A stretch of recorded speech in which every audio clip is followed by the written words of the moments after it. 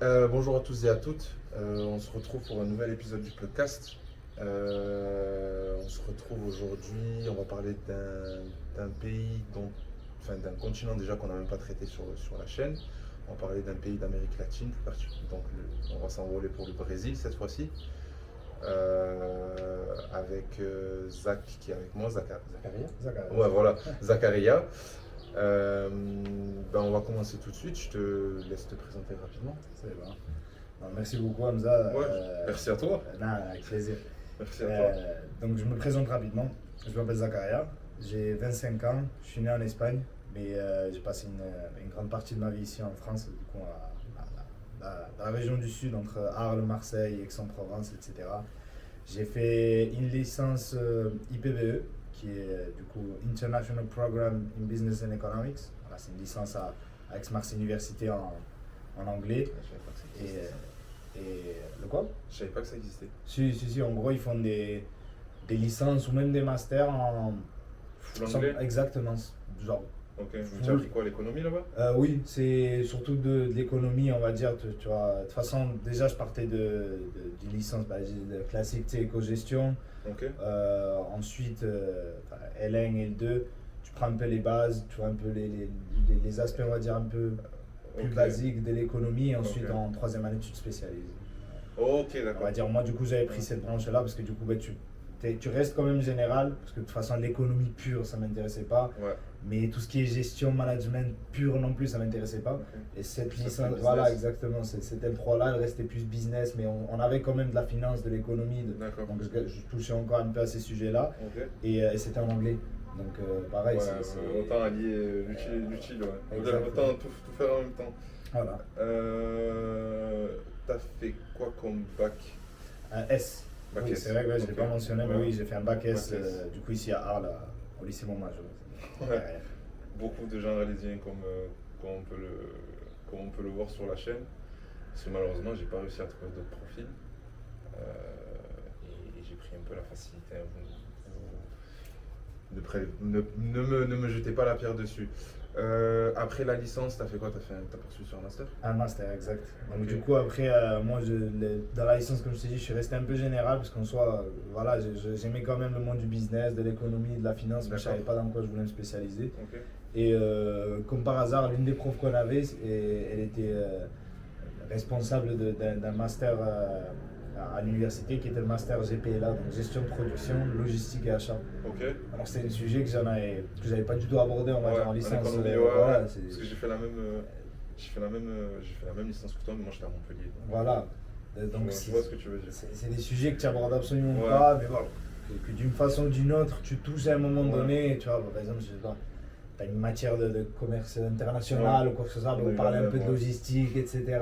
Mais sans plus. Et du coup, la prof, quand elle nous avait présenté ça juste comme ça par hasard, ça m'avait beaucoup intéressé. Je m'entendais bien avec elle, et du coup, même si j'avais peut-être pas forcément un background, on va dire, dans la Ouais. logistique ou Ouais. dans la gestion Ouais. de prod ou quoi, ben, elle avait vu que j'avais un bon CV, que j'étais un bon élève, elle me connaissait déjà, donc elle m'a accepté dans le Ouais, master. donc, ouais. Et voilà. Donc du coup, t'es passé de l'économie à la supply chain. Exact. Voilà, Ok. voilà. Ok. Après, c'est en mode un peu la supply chain en ce moment. Oui, oui. Moi, il y a j'avais été un beaucoup de- précurseur, moi je le Ouais, sentais ouais, déjà. Voilà. ouais, excusez-nous. Non, quand c'était 2020, j'avais déjà T'as fait senti le bon ça. filon. Voilà, exactement. Ouais, c'est pas mal à la mode en ce moment. Même moi, je m'y intéresse, mais bon, moi, c'est un peu trop tard vu que je suis déjà en master. Je vais finir ma deuxième année là. Mais c'est vrai que. Après, moi, personnellement, j'avais un mauvais regard de la logistique à cause de Saint-Martin de Croix. Malheureusement, mais non, t'inquiète. Pour la faire rapide, en gros, il y a une grosse plateforme logistique qui est à côté de chez nous. Et vous savez, travailler dans la logistique, c'est pas très très facile. C'est bien, hein, on fait des heures, on fait de l'argent, tout ça, mais c'est pas. Enfin, le travail n'est pas amusant et du coup. Ouais, ça m'a pas donné envie de travailler. Non, c'est normal. Bon, après, ce que les gens, il faut qu'ils retiennent surtout, c'est que, comme dans tous les secteurs, j'ai envie de te dire, ce que tu vois quand tu es en intérim ou ce Ouais. que tu vois quand tu es dans des. Ouais, c'est pas la même chose. Voilà, C'est exactement, pas la même dans chose. des jobs un peu plus précaires. Ouais. C'est vraiment 1% du secteur, C'est quoi. sûr. C'est-à-dire vraiment la plateforme de Saint-Martin-de-Croix, on va dire, parce que je sais pas, je prends l'exemple Ouais, ouais. d'Amazon, tu vois. c'est 0,001% d'Amazon Ouais. global. Donc, si Et maintenant. encore, c'est même pas Amazon, c'est un sous-traitant. Voilà, pour te dire. Ouais. Voilà, donc, pour te dire, c'est vaste. Il y a beaucoup de postes pour tous les profils, pour tout type de personnalité. Ouais. Donc, ouais, non, la logistique, c'est bien, les gars. Ça fait de la log. C'est super cool. Ouais, il y a pas mal d'opportunités Non, en ce moment. c'est super bien. Du coup, je pense qu'on va rentrer dans le vif du sujet. Après le master, toi, tu as eu ton master du coup. Oui. Qu'est-ce qui s'est passé ensuite? Déjà, quand est-ce que tu as été diplômé? J'ai été diplômé en 2023. 2023. Ça fait presque 2 ans. 2 ans à peu près, oui, exactement. Et tu as fait quoi ensuite? Bah, je t'explique. Donc, du coup, moi, dès que j'ai été diplômé, moi j'étais en alternance à Marseille, donc dans une entreprise dans le nucléaire, de technologie, enfin, de services nucléaires. Ouais. Et j'avais on va dire, dans mon alternance, j'avais des missions très intéressantes et même, vu que ça s'était très bien passé, on me donnait de plus en plus de responsabilités. Ouais. Donc, forcément, la transition naturelle, c'était de passer sur un CDI ou peut-être un CDD pour continuer. C'est pour ça qu'il y a d'alternance. Voilà, exactement. Ça, ouais. Surtout que ça s'était très bien passé, je m'entendais bien avec mon directeur, avec mon équipe. Donc, en soi, le chemin, on va dire, normal, ça aurait été de faire ça et moi, c'est ce que je voulais faire. Mais en fait, pendant toute l'alternance, j'avais une idée qui me venait à la tête, c'était de me dire, bon, moi j'aime Marseille, j'adore Marseille, vraiment. On le voit au maillot. Ouais, un tout petit peu, quoi. Voilà, je suis le fils adoptif de Marseille, je suis l'Espagnol qui aime l'OM et qui aime Marseille, tu vois. Pour te dire, vraiment, j'ai adoré cette ville et j'ai adoré vivre, y travailler. Et du coup, entre guillemets, je m'y voyais continuer, me stabiliser. Voilà, exactement, je me sentais bien. Mais justement, je me disais dans ma tête, ok, cette année-là d'alternance, si je continue sur un CDI, c'est bon, ça va me lancer sur la suite de ma vie. Ouais. Ce qui est bon, mais ce qui est pas bon en même temps. Parce que du coup, tu te dis. Ferme des portes. Exactement, tu te dis, ça y est, je remonte là, je suis lancé. Je te comprends. Voilà, et il y avait une petite idée derrière ma tête qui me disait, ouais. Moi j'aime bien voyager. Ouais, tente un truc, voilà, et au pire. Voilà, je me suis dit, de toute façon, Marseille. Tu sais que tu te sens bien Marseille. Voilà, Marseille, elle va pas bouger. Mais mon amour, Marseille, normalement, il va pas bouger non plus. Ouais. Donc je me disais, pourquoi pas aller à l'étranger, tenter l'aventure, 1 année, 2 années, même 3, peu importe. Voir autre chose. Voilà, exactement, voir autre chose, voir d'autres entreprises, même moi aussi augmenter mon expérience. Et du coup, de là, bah, ça m'est venu l'idée. Je me suis dit. Dès que j'ai fini l'alternance, moi j'avais dit clairement à mon directeur, tu vois, on avait parlé. De toute façon, lui, il savait que j'étais quelqu'un de. Ouais, qui bougeait. Voilà, qui bougeait énormément. Exactement, il m'avait dit c'est normal, je te comprends, au contraire, on va profiter. Et du coup, à ce moment-là, bon, je m'étais dit, écoute, de 1, ça me fait une coupure, parce que forcément, moi, c'est rare qu'à la fin de ton alternance, tu trouves direct une opportunité pour partir à l'étranger. Et de 2, ça m'a permis aussi de me. C'est ce que je dis à chaque fois, genre, dès que tu as une idée, laisse-la mariner un peu. Donne-toi 2-3 mois, tu vois, au lieu de réfléchis avant de partir sur un coup de tête. Donc du coup, c'est ce que j'avais fait. En août-septembre, j'avais rendu mon mémoire. C'était très bien passé, j'avais fini mon contrat. Et je me suis dit, bon, en août-septembre, je me suis dit que je me laisse octobre, novembre, décembre. Ouais. À partir de janvier, je commence à postuler, je vois ce que ça donne. Ok. Et... Attends, je dis juste un truc, il y a peut-être vous allez entendre des petits bruits. À l'heure où je tourne la vidéo, j'ai commandé des micros, mais qui sont toujours pas arrivés. Merci Amazon, mais du coup, merci Amazon. J'ai toujours pas reçu les micros, donc si vous entendez un petit peu de bruit ou quoi que ce soit, je suis désolé. Mais les emplois du temps font qu'on est obligé de tourner maintenant, donc voilà. Et c'est pas l'invité le problème, c'est moi le problème, donc il n'y a rien à voir. T'es parti directement, enfin, est-ce que t'as eu, à part le Brésil qu'on va parler un peu après, est-ce que t'as eu... Enfin, où est-ce que tu voulais partir? Ouais. Est-ce que tu avais déjà des pays en tête ou c'est vraiment je prends ce qu'il y a? Bah, je t'explique, justement, c'est pour ça que je t'ai dit que c'est bon de laisser les idées mariner des fois dans ta tête. C'est que du coup, pendant ces 2-3 mois-là de réflexion, même aussi de repos, bah, justement, j'avais commencé à faire une liste, on va dire, de pays où je voulais travailler. L'option numéro 1, c'était l'Espagne. Je m'étais dit, bon, voilà, je retourne chez moi, ça me change un peu. De deux, bah, je maîtrise la langue, j'ai étudié une grande partie de ma vie, j'ai des collègues, j'ai de la famille, donc pourquoi pas. Mais pareil, avec le temps, je m'étais dit, bon, tant que j'y suis, voilà, je change radicalement, quoi. Ça serait bébête de faire quelque chose que j'ai déjà fait. Voilà, je trouve que c'est con. Surtout qu'on est jeune et qu'on est flexible. Voilà, et du coup, avec le temps, mais j'avais commencé à faire une liste. Tu vois, il y avait les États-Unis, par exemple, qui me plaisaient, déjà qui me plaît comme pays, qui me plaisait aussi pour avoir une expérience, parce que tu as énormément d'entreprises, de T'as toutes les beaucoup couleurs, d'opportunités. tu as beaucoup d'opportunités. Je vous renvoie à la vidéo avec Anas. Voilà, Anas, très très bon gars. Et du coup, voilà, je m'étais dit les États-Unis au début, j'avais commencé à postuler. Après, il y avait d'autres petits pays qui me venaient en tête, comme ça, le Mexique par exemple, pareil, justement, je parle espagnol. Ouais, je donc m'étais dit, c'est allez, plus facile, ouais. voilà, je profite grand C'est pays, important. ça reste dans l'Amérique du Nord, on va dire, voilà, et je postule. Ouais, si tu partais là-bas, t'avais déjà la barrière de la langue en moins, quoi. Voilà, exactement. Donc je m'étais dit, allez, pareil, hop, ça va, ça commence à prendre un peu forme de pays. Je m'étais dit, bon, tant qu'on y est, voilà, j'ai la langue et tout, vas-y, je prends Je les descends un peu plus bas. Voilà, tu vois, je descends, je commence à descendre de plus en plus bas. Et là, je te dis la vérité, j'avais pas des pays clairs en tête, mais plus des types d'entreprises Ok. ou des types d'opportunités, j'ai envie de te dire. C'est-à-dire, je cherchais plutôt je m'étais dit, vas-y, là, je suis en position flexible, en position, je vais à l'aventure. Ouais. Je vais chercher des postes qui sont un peu semblables, c'est-à-dire des postes un peu plus polyvalents, qui cherchent des gens qui sont un peu plus flexibles, auxquels tu touches un peu à tout. Ok, toujours dans le nucléaire ou. Non, non, non, là vraiment Rien à ah oui, non, je m'étais ouvert, je m'étais dit bon, si je reste dans l'industrie, c'est-à-dire voilà, parce que même si tu es dans le nucléaire, dans l'énergie, on était quand même une boîte industrielle, tu vois, Ouais, tu avais ouais. beaucoup de soudure, beaucoup de travail avec l'inox, etc. Ok. Donc je m'étais dit si je peux rester dans ça, nickel, parce que voilà, au bout d'un moment, T'es formé pour, donc.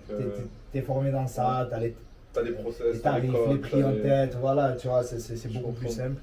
Et donc, du coup, voilà, je t'avais dit, je commençais à prendre un peu, tu vois, je t'ai dit, comme tu as dit, je commençais à descendre un peu, Ouais. un peu, le petit Costa Rica, un petit truc, les Panama, pourquoi pas, hop, hop, hop, hop, hop, jusqu'à ce qu'à un moment, moi j'avais vécu une toute petite période au Portugal par rapport au travail à ma femme, quelques mois, Ok. et moi j'avais déjà des notions de portugais, parce que moi le portugais j'aime bien comme langue, et ça ressemble ça à ressemble à l'espagnol. Ok. Bah, même si c'est complètement Oui, différent. non, c'est différent, mais il y a des. Voilà, c'est une langue latine, quoi. exactement, mais il y a des ressemblances et du coup je m'étais dit bon pourquoi pas. J'avais commencé à apprendre le portugais, j'avais vécu un petit moment au Portugal et ben, je t'avais dit du coup dans ma descente de l'Amérique, du coup moi, je suis arrivé au Brésil, je m'étais dit ouais, pourquoi pas, bah, oui, parce que c'est un pays qui m'intéressait déjà culturellement. J'avais rencontré des Brésiliens, et voilà, j'avais vu qu'on avait Portugal, beaucoup du de. coup. Oui, au Ouais. Portugal, j'avais vu qu'on avait beaucoup de points en commun, on va dire, que ce soit les gens du bassin méditerranéen, quoi. Donc, les Maghrébins, les Espagnols, Ouais. le sud de la France et les Brésiliens, on a beaucoup de choses Ouais, en beaucoup de commun. choses qui se ressemblent. Ouais. Exactement, que Ok. ce soit dans la culture, dans l'éducation, Ouais. dans les codes moraux, j'ai envie de te dire, etc. Ouais, dans les mœurs. Exactement, dans la bouffe, vraiment, dans Tout. tout. Genre, je voyais qu'on avait beaucoup de points en commun, Ouais. donc je m'étais dit pourquoi pas. Et du coup, j'avais commencé à postuler. Tu avais dit, je postulais un peu de Ouais. partout. Mais le Brésil, du coup, c'était là où je m'étais dit, ouais, Pourquoi pas, Pourquoi pas, genre, c'est- tu l'as mis sur un. ouais, un vraiment, piédestal. il était remonté vraiment au même niveau que les États-Unis, on va dire. Ok. C'était ces deux-là qui m'intéressaient. D'accord. Et tu postules sur quoi? Voilà, très bonne question. Donc, je t'explique. Est-ce que c'était du LinkedIn? Est-ce que tu démarchais directement les entreprises? Est-ce que tu passes par des sites spécialisés? Moi, au début, j'étais resté dans le standard. C'est-à-dire que voilà, j'allais, comme tu as dit, LinkedIn, Ouais, Indeed, tout ça. Indeed, même des fois, j'allais juste sur Internet, dans la langue du pays, ou, Ouais, ouais. enfin, genre, je posais, je sais pas, moi, pour la question, c'est pour la Colombie, pour le Costa Rica, je mettais empleo Ouais, ouais. logística, Medellín, tu vois, une petite bêtise comme ça, tu vois, Ouais, 3 ouais. mois et ça t'affichait des annonces, c'est des mails, des téléphones, et voilà. Ouais, tu envoies et. Voilà, j'allais un peu de partout. Donc là, je te disais, moi, je m'étais mis en janvier, en mars à peu près, mars-avril, donc entre-temps, j'étais allé au Portugal, mars-avril. On il y est a en quelle année là? 2024, l'année dernière. Ok, l'année En dernière. 2023, j'ai mon diplôme. Je finis l'année à me reposer à rien faire, j'ai envie de te dire. Tu vois, Comme tout diplômé après sa voilà, langue d'or. exactement, j'ai rendu mon mémoire, je me suis débarrassé, ça s'est très très bien passé, j'ai eu des bonnes notes. Hop là, 3 mois de rien foutre et décembre, on va dire janvier du coup 2024, Ok. j'avais commencé.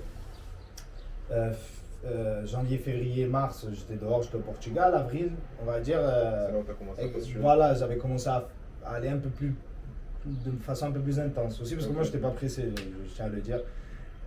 Mais du coup, en même temps, on va dire, j'avais vu qu'il y avait une annonce d'une formation qui se fait à Toulon, Aix-en-Provence, Marseille, etc. de la part du gouvernement français qui s'appelle le programme FAGE, F-A-J-E. Et du coup, en gros, c'est juste un petit programme, on va dire, une petite formation qui, du coup, aide les jeunes qui cherchent à partir à l'étranger à les former, on va dire, à tous les processus, on va dire, de base, pour postuler, pour faire une lettre de motivation, un CV. Ils montrent des sites, ils apprennent. Aussi, par pays ou c'est vraiment au global, ils te montrent comment voilà, postuler à l'international. Exactement, en gros, tu as une douzaine, on va dire, une dizaine de psychologues du travail, des professeurs de langue, des gens qui sont partis aussi à l'étranger, des intervenants, etc. Voilà, qui te font un retour d'expérience, qui t'aident avec certaines choses. Et ça va des bases comme la prise de parole pour les interviews ou quoi que ce soit, jusqu'à, comme je t'avais dit, des détails un peu plus précis comme le CV, la lettre de motivation, les mails, on va dire, de contact, etc. Et ça semble bête, mais en soi, c'est quelque chose, c'est la base, j'ai envie de te dire.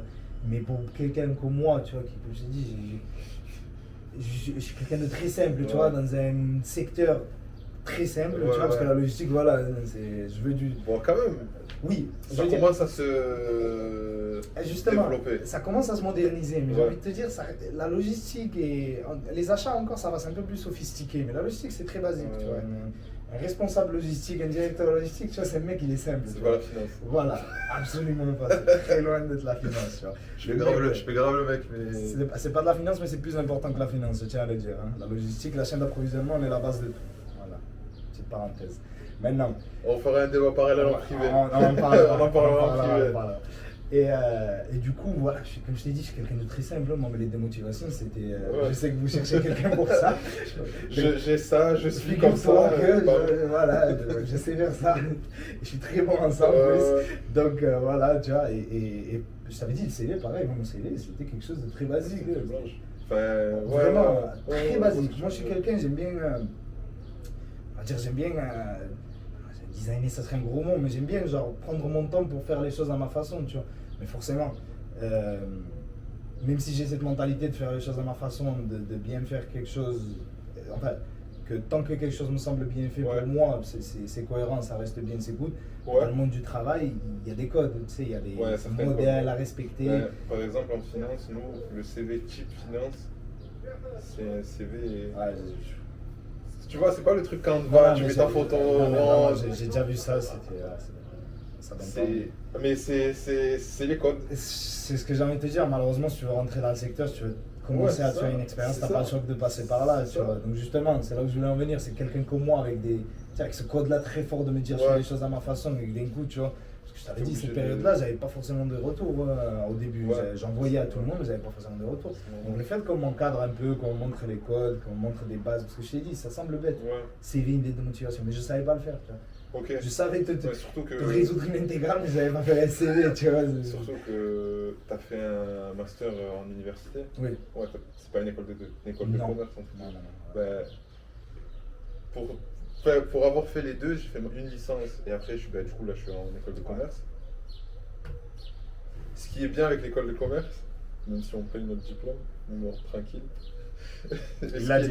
Mais ce qui est bien, c'est qu'on t'apprend beaucoup à te vendre. Ouais. Alors qu'en université, je trouve que pas du tout. En université, mais sur l'aspect technique, vous bouffez tout le monde. Mais sur l'aspect soft skill, je pense qu'on vous met. À part si, il y a des exceptions, hein. Mais je pense qu'il y a moyen, on te met une vitesse de fou. Non, de loin. Mais tu le vois, genre en 16-20, dans l'entreprise, moi, personnellement, à la sortie de ma licence, pareil, je savais ni faire ma lettre de motivation, ni faire un CV. Première semaine de cours à Kedge, du coup, ils nous ont appris les bases. Comment on fait une lettre de motivation et comment on fait un CV. Et en plus de ça, on a eu un cours sur comment négocier tout et n'importe quoi, même son salaire. Tu vois. Non, mais c'est bête, mais tu vois, on diverge un peu, mais je trouve que c'est un sujet intéressant. Justement, mais moi je trouve que c'est des choses qu'il faut avoir de base. Mais ça s'apprend. Parce que vraiment, il fut un temps, c'est-à-dire si on parle d'il y a 20, 30 ans, 40 ans, tu pouvais être différencié par le technique, comme tu as dit, c'est-à-dire vraiment le mec c'est un monstre ou quoi que ce soit. De nos jours, maintenant tout le monde a un bac plus 5. Voilà, exact, c'est que tout le monde a un bac plus 5. Maintenant, le truc un peu qui n'est pas la norme, c'est un bac plus 8. Mais bon, on va Oui, pas mais faire un bon, doctorat. un doctorat, c'est spécifique. On va C'est faire un vraiment, doctorat et non, surtout, il non. faut être passionné par. Très par ce que tu passionné fais pour et faire un avoir doctorat. beaucoup de patience parce que Ah c'est ouais. 3 années de recherche, mon ami. Hein. Ouais. C'est pas 3 années de. Ouais. Je vais faire un stage, je vais faire une alternance. Ouais, c'est sûr, c'est Et sûr, bref. c'est sûr. Bon, revenons à nos moutons. Voilà. C'est juste pour faire un petit aparté, mais.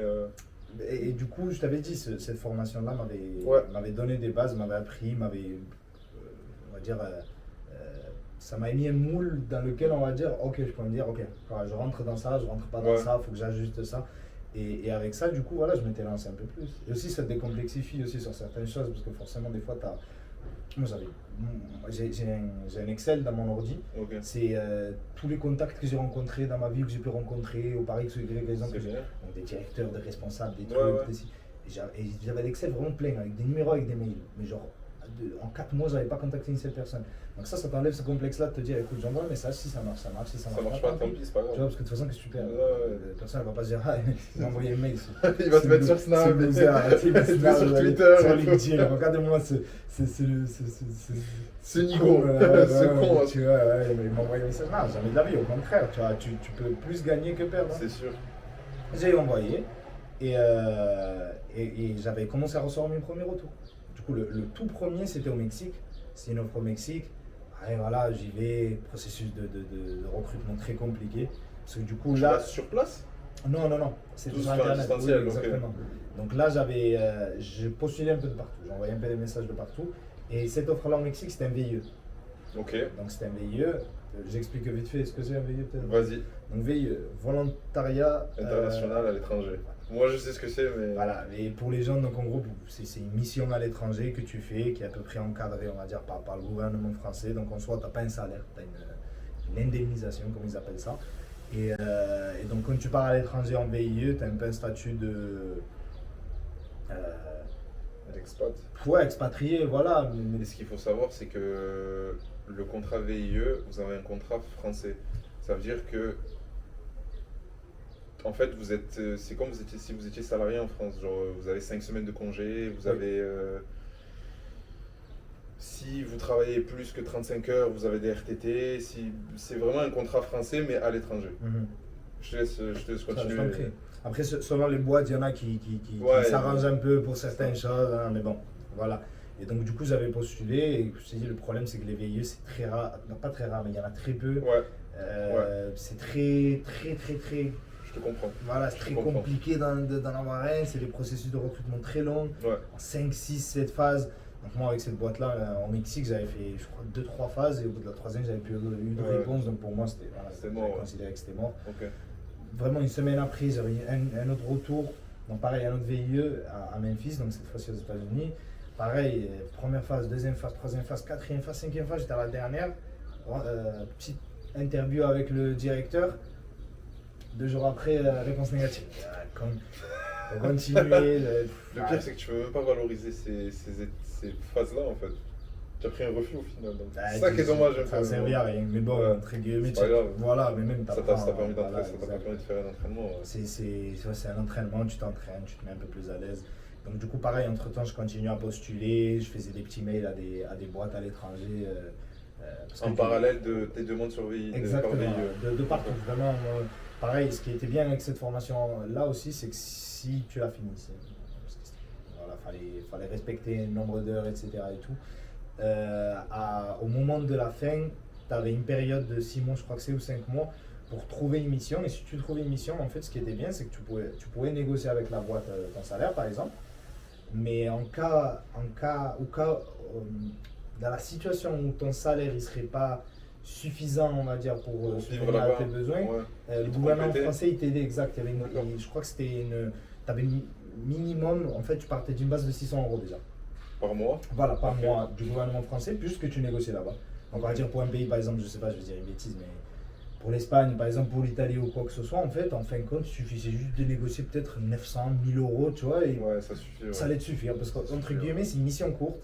Ouais. C'est une mission de 6 mois que tu fais avec cette formation-là. Après, tu peux reprolonger ou repartir en CDI avec cette boîte-là Ouais. ou peu importe. Ouais. Mais c'est au moins une première porte. Donc, entre guillemets, si tu te dis, allez, je vais vraiment faire quelque chose je vais me serrer la ceinture un peu, voilà, comme je t'ai dit, tu vas négocier 1000, 1200, 1300 ou quoi que ce soit, tu sais que le gouvernement va te compléter le reste, donc tu es un peu plus à l'aise, tu vois. Ouais, ok. Théo, on en était où? Tu disais. Ouais, du coup, tu Je complétais et, voilà. et tu pouvais signer derrière. Exact, donc ok. ça te facilitait un peu ce départ à l'étranger. Donc, comme je t'ai dit, vraiment, j'étais dans tout, je toque à toutes les Ouais. portes. Voilà, Et t'attendais une VIE, réponse. exactement, et même des fois des CDI carrément offerts. On va dire une boîte aux États-Unis qui propose un CDI. Donc, normalement, quoi, c'est je sais pas moi, c'est les Californiens qui vont postuler. Mais toi, t'avais un mec à Arles, tu vois, genre à Marseille, Toulon, genre qui postulait comme Ouais. ça. Tu vois. Je me disais, voilà, tu vois, je toque à toutes les portes. Pareil, même des fois, j'avais des villes précises, par exemple, où ça bougeait beaucoup au niveau logistique ou quoi, des ports ou peu importe, Ouais. des aéroports. Pareil, je tapais le nom de la ville, le code postal et cherchais toutes les boîtes qu'il y avait dans la Et zone. tu envoyais. J'envoyais des mails. Ouais, tu faisais des candidatures spontanées. Exactement. Et ben justement, dans une de ces candidatures spontanées-là, parce que ce que je faisais aussi, c'est par exemple le Indeed, ils m'ont pas répondu, LinkedIn, ils m'ont pas répondu. Je prenais le contact qu'il y avait sur LinkedIn et je Et lui tu envoyais envoyais, ouais. voilà, un message.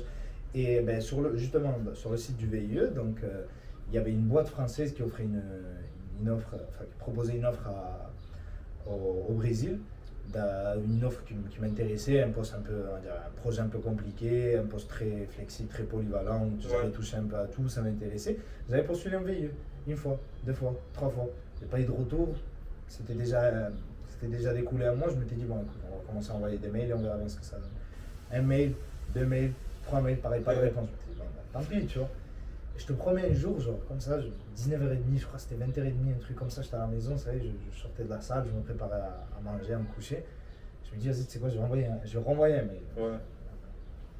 Bon, je prends pareil. Petit mail par défaut, bonjour, je m'appelle Zakaria, je fais ci, je fais ça, j'ai vu que vous avez une offre. Tu l'as envoyé en anglais du coup? Oui, Ok. j'ai envoyé tout ça, je Tout l'ai en envoyé en anglais. anglais parce que je me dis, voilà, si c'est un Français qui le voit, il va comprendre, si c'est un Brésilien, il va Ouais, comprendre. ouais. Voilà. J'envoie, et genre 2 jours après, je reçois un appel. Je réponds et tout, il me dit, ouais, on avait vu ton offre, enfin ton mail. Du coup, est-ce que tu pourrais nous expliquer un peu plus? Je lui explique, je lui dis, ouais, je vois que vous proposez un VIE. Moi, je vous explique. Si vous voulez me prendre pour le VIE, excellent. Sinon, j'expliquais, moi, si vous voulez, moi, de mon côté, j'ai fait cette formation-là, donc le gouvernement français me complète mon salaire. Donc, si vous voulez, on peut s'arranger, on peut négocier pour faire quelque chose en dehors du VIE, Ouais. pour que, on va dire, pour que ça arrange tout le monde Ok. et pour que moi, je puisse au moins, on va dire, partir en mission, répondre à votre besoin. Et vous aussi, Et vous- répondre à tes besoins aussi. Sur place, tu changes de pays, ça a des grosses dépenses. Bien sûr. Faut assumer. Mais bien évidemment. Et du coup, en parlant, il me dit, bon, écoute, c'est bon, je passe ton CV au responsable et tout. Après, ça va aller au directeur et on verra ce qu'on fait. Ok. Je dis, ok, nickel. Le responsable, il voit le CV, il valide. Je dis, ok, excellent. Le directeur, il voit le CV, il valide. Je dis, allez, on va faire un entretien. On fait un premier entretien avec les responsables, on va dire, opérationnels, c'est-à-dire avec les personnes qui suivaient un peu le projet de Ouais, ok. la France, quoi, tu vois. Ok. Donc ces gens-là, pareil, ils me posent un peu plus des questions techniques, plus dans l'opérationnel, voilà, pour tester aussi Ouais, mes tester les connaissances, connaissances voilà, ouais, théoriques un peu. Ouais. voir si je connais, tu vois. Nickel, ça s'est très bien passé. Deuxième entretien avec le directeur du coup de la... c'est lui, le directeur, on va dire, qui dirigeait le projet, le directeur de l'usine au Brésil, du coup. Ok. Pareil, pour voir que du coup, finalement, la France a validé, maintenant, il faut que le Brésil, Ouais, le Brésil valide, ouais. quoi, tu vois. Et pareil, très bon entretien, ça s'est très bien passé. Le tout en anglais? Anglais, français, portugais, on mélangeait un peu de tout, parce que justement, ça aussi, ça fait... Mentez pas sur le CV, hein. Je vous jure, il y en a, ils sont très malins. Justement, des fois, ils essayaient de m'avoir, tu sais, en mode de me poser des questions, tu sais, les classiques, je sais pas... et pourquoi tu as choisi cette formation-là? Ouais. Pourquoi est-ce que cette offre t'intéressait? Je commençais à développer, d'un coup, il me disait, ouais, la deuxième partie de ta réponse, donne-moi-la en anglais. Ok. Voilà, et tu vois, du coup, il faut que tu switches, pareil, ou l'espagnol, ils vont Ouais, me c'est poser sûr des que c'est questions. pas la même. Et le portugais, pareil, mais je t'avais dit, j'avais le niveau de base, hein. J'avais les bases, je m'en Ouais. sortais bien. Et justement, cet entretien-là avec le directeur brésilien, tout se passait très bien, on était en français, on avait parlé un peu en anglais.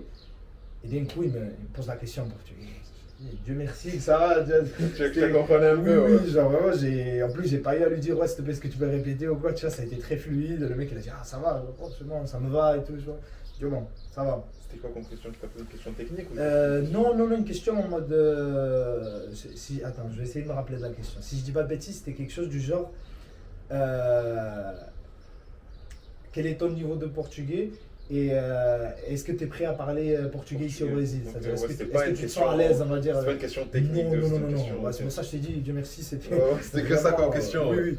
Et du coup, voilà, réponse basique, tu sais, oui, ça va, maman, j'ai un bon niveau en portugais. Ouais, je me débrouille. Voilà, je me débrouille et non, je serais très à l'aise parler portugais avec les Brésiliens, ça ne pose pas de problème.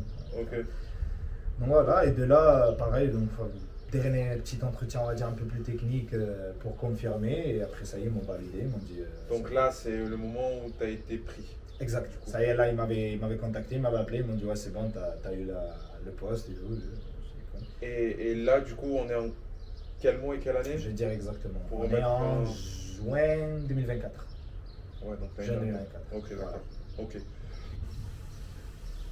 T'as essuyé combien de refus?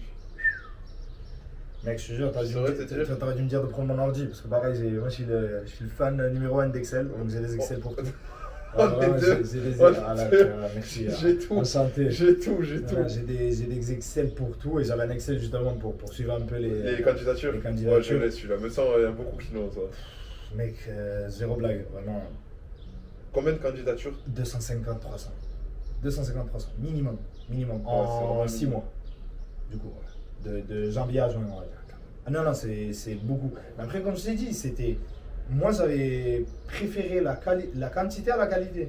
Donc attention, c'est-à-dire, moi, mes candidatures, c'était des candidatures, on va dire, faites avec sentiment, on va dire, c'est-à-dire, bon, voilà, les mails que vraiment, je prenais le temps minimum d'étudier la boîte, d'étudier l'offre, et j'envoyais un mail. Ok. Je te dis, c'était des choses très courtes, c'est-à-dire, j'allais pas écrire 15 paragraphes au mec en train de dire, ouais, votre boîte de. Incroyable. Voilà, Ouais, ouais, les conserves me passionnent, j'aime trop les vis.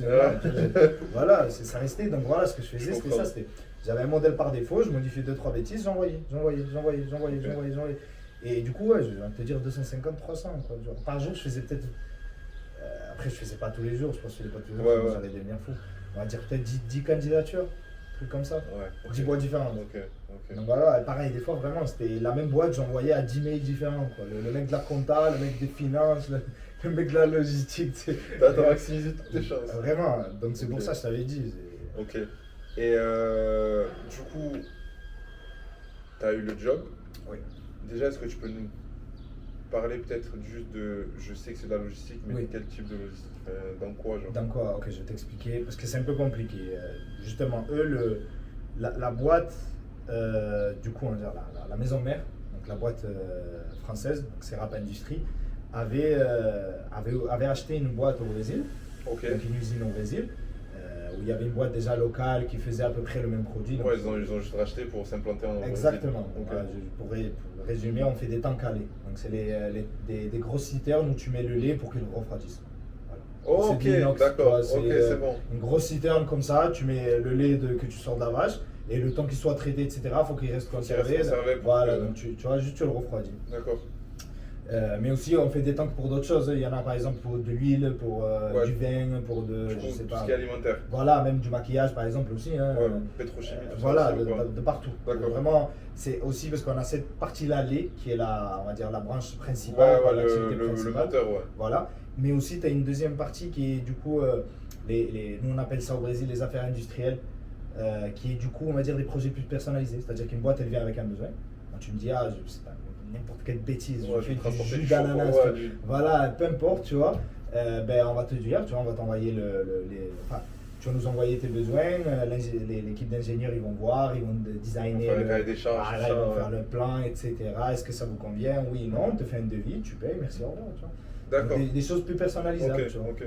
D'accord. Donc selon, voilà, pour revenir au sujet, donc du coup ils avaient acheté l'usine là-bas au Brésil pour s'implanter au Brésil. Ouais. Du coup le marché, on va dire, d'Amérique du Sud, c'est un marché très grand, surtout pour... Qui est en train de grandir. Ouais, qui continue de grandir, donc vraiment, j'ai envie de te dire dans tout. Ouais, hein. bah, surtout le Brésil, du coup, Et c'est voilà. un pays émergent, tu fais partie des BRICS. Exactement. Ouais, Donc voilà, même si ça a été compliqué, hein, c'était pas facile de s'implanter, on va dire, ils ont réussi à s'implanter, ils avaient commencé à se faire un nom, on va dire, la marque commençait du coup à... Du coup, elle est toujours Ouais. sous marque française ou elle a sa marque, enfin toujours sous marque brésilienne ou elle a encore sa marque, elle est Mais passée à marque française? Ils avaient la marque brésilienne jusqu'à cette année. Cette année, ça y est, Ils ont ils sont changé passés, le- exact. d'accord. Mais ils ont changé, on va dire, tout ce qui est l'image du Ouais, groupe du en produit, général. ouais. Vraiment, en général, ils avaient, du coup, parce que c'était une boîte très ancienne, donc ils sont passés de À l'époque, ouais, c'était du coup Serap pour la France. Les Brésiliens, ils avaient gardé leur nom, donc c'était Plurinox. L'autre, c'est en Mexique, c'est Mexico. En Inde, c'est India, je sais pas. Ok. Ça, c'était un peu Ok. bordélique. Maintenant, ils ont fait une branche. Donc, Ouais. Serap Industrie et t'as Serap Serap Mexico, Serap Brésil, India, Serap- Brésil, point barre. Tu vois. Comme Ok. ça, au moins, c'est plus. Ouais, homogène, on va ça, dire, c'est. voilà. Ouais, voilà, homogène, ouais, c'est le mot que je cherchais. Voilà. Ok. Et du coup, dès qu'ils avaient acheté la boîte, dès qu'ils avaient commencé à s'implanter, mais du coup, ils se sont rendus compte qu'en fait, il serait temps de, on va dire, standardiser certains processus. C'est-à-dire, ce qui se fait en France, de la façon dont ça se fait en France, ça serait bien d'essayer de faire la même chose au Brésil. Parce Ok. que du coup, c'est des processus que, pardon, que d'une façon ou d'une autre, ils vont se croiser à un moment. Je dis une bêtise. Le commercial, la façon dont le commercial saisit la commande en France, déjà de 1, c'est pas dans le même système, c'est pas de la même façon. Au Brésil, Ouais. le mec il le fait sur un cahier et après, Ouais, c'est dans bon, 2 c'est bon. mois, il le mettra dans Ouais, l'ordi. ouais. Tu vois, alors qu'en France, c'est un processus très structuré. Ouais, tu vois. tous les process sont déjà carrés. c'est Exactement. déjà- Ouais, ouais, c'est bon. Et Ouais, donc, du ça- coup, on va dire pour unifier tout ça, ils se sont Ouais. dit écoute, on prend le système d'information, donc l'ERP qu'on utilise en France, donc ça. Ouais. Et on le met au Brésil. C'est-à-dire, voilà, Ok. le même software, on l'applique de la Ouais, même du coup, façon au Brésil. Ça te pose des problématiques de formation des employés. Faut Voilà. Ok. C'est pour ça que je t'avais dit, ça avait l'air. Enfin, ça avait l'air. Ça a l'air simple comme mission, Mais c'est entre guillemets, compliqué. c'est très compliqué. Enfin, c'est simple. C'est simple à dire, mais c'est compliqué à faire. Très compliqué. Surtout que il y a surtout des personnes un peu plus âgées qui sont habituées à travailler d'une certaine manière. Il faut que tu changes leur manière de Ah, mais ça, je travailler. peux t'assurer que C'est horrible, c'est ça. plus dur. Ouais. C'est le plus dur, ouais, ouais. Mais bon. Ouais, mais je te comprends, je te comprends. Parce que ça, je le vois. Moi, je suis auditeur. Je sais pas si tu sais ce que c'est, auditeur financier. Oui, bien sûr. Et en gros, des fois, je contrôle des procédures dans des entreprises.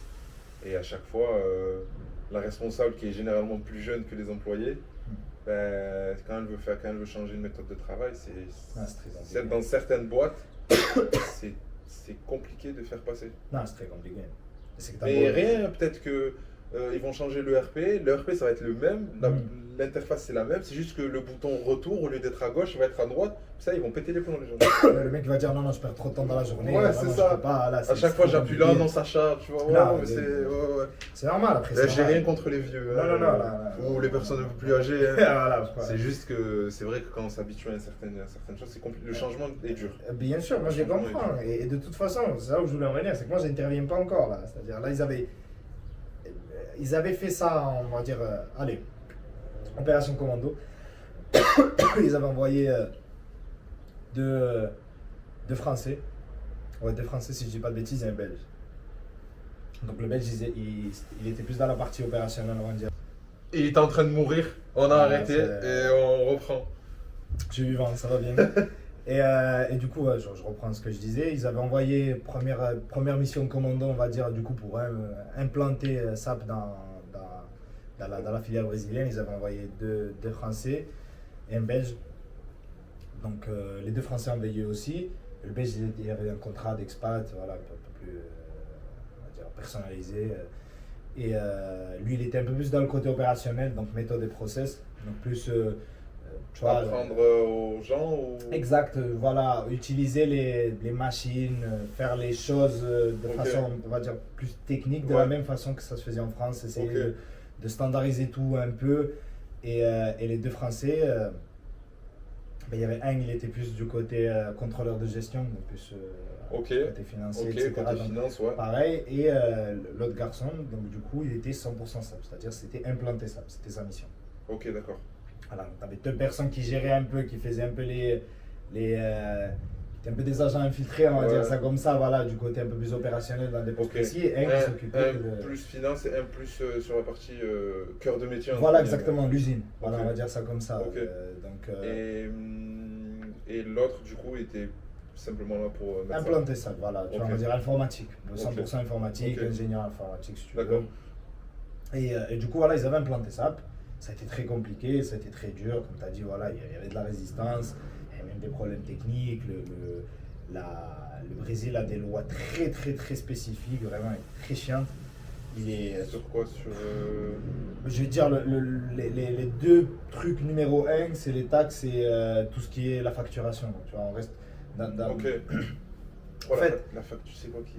Je t'explique. Enfin, qu'est-ce qui est bizarre dans la Je facturation? vais t'expliquer, mon ami. Comme vous le savez, l'Amérique du Sud et certains pays en voie de développement ont une fâcheuse habitude à vouloir modifier les factures, à vouloir mettre bien le voisin, à vouloir des fois ne pas déclarer certaines choses, accepter certains pots de vin un peu trop souvent. Voilà, donc l'État brésilien, il en avait un peu marre de la corruption. Et a pris la décision du coup d'installer, de mettre en place des lois et des règles fiscales très rigides, très strictes, dans le sens où, et dis-toi que je travaille depuis un moment là-bas et j'ai pas tout compris pour te dire. Donc vraiment, dans le sens où, je sais pas, si tu reçois une facture, par exemple la facture, toi, il va falloir que tu envoies la facture de vente, parce que j'ai vendu quelque chose à toi. Ouais. Voilà.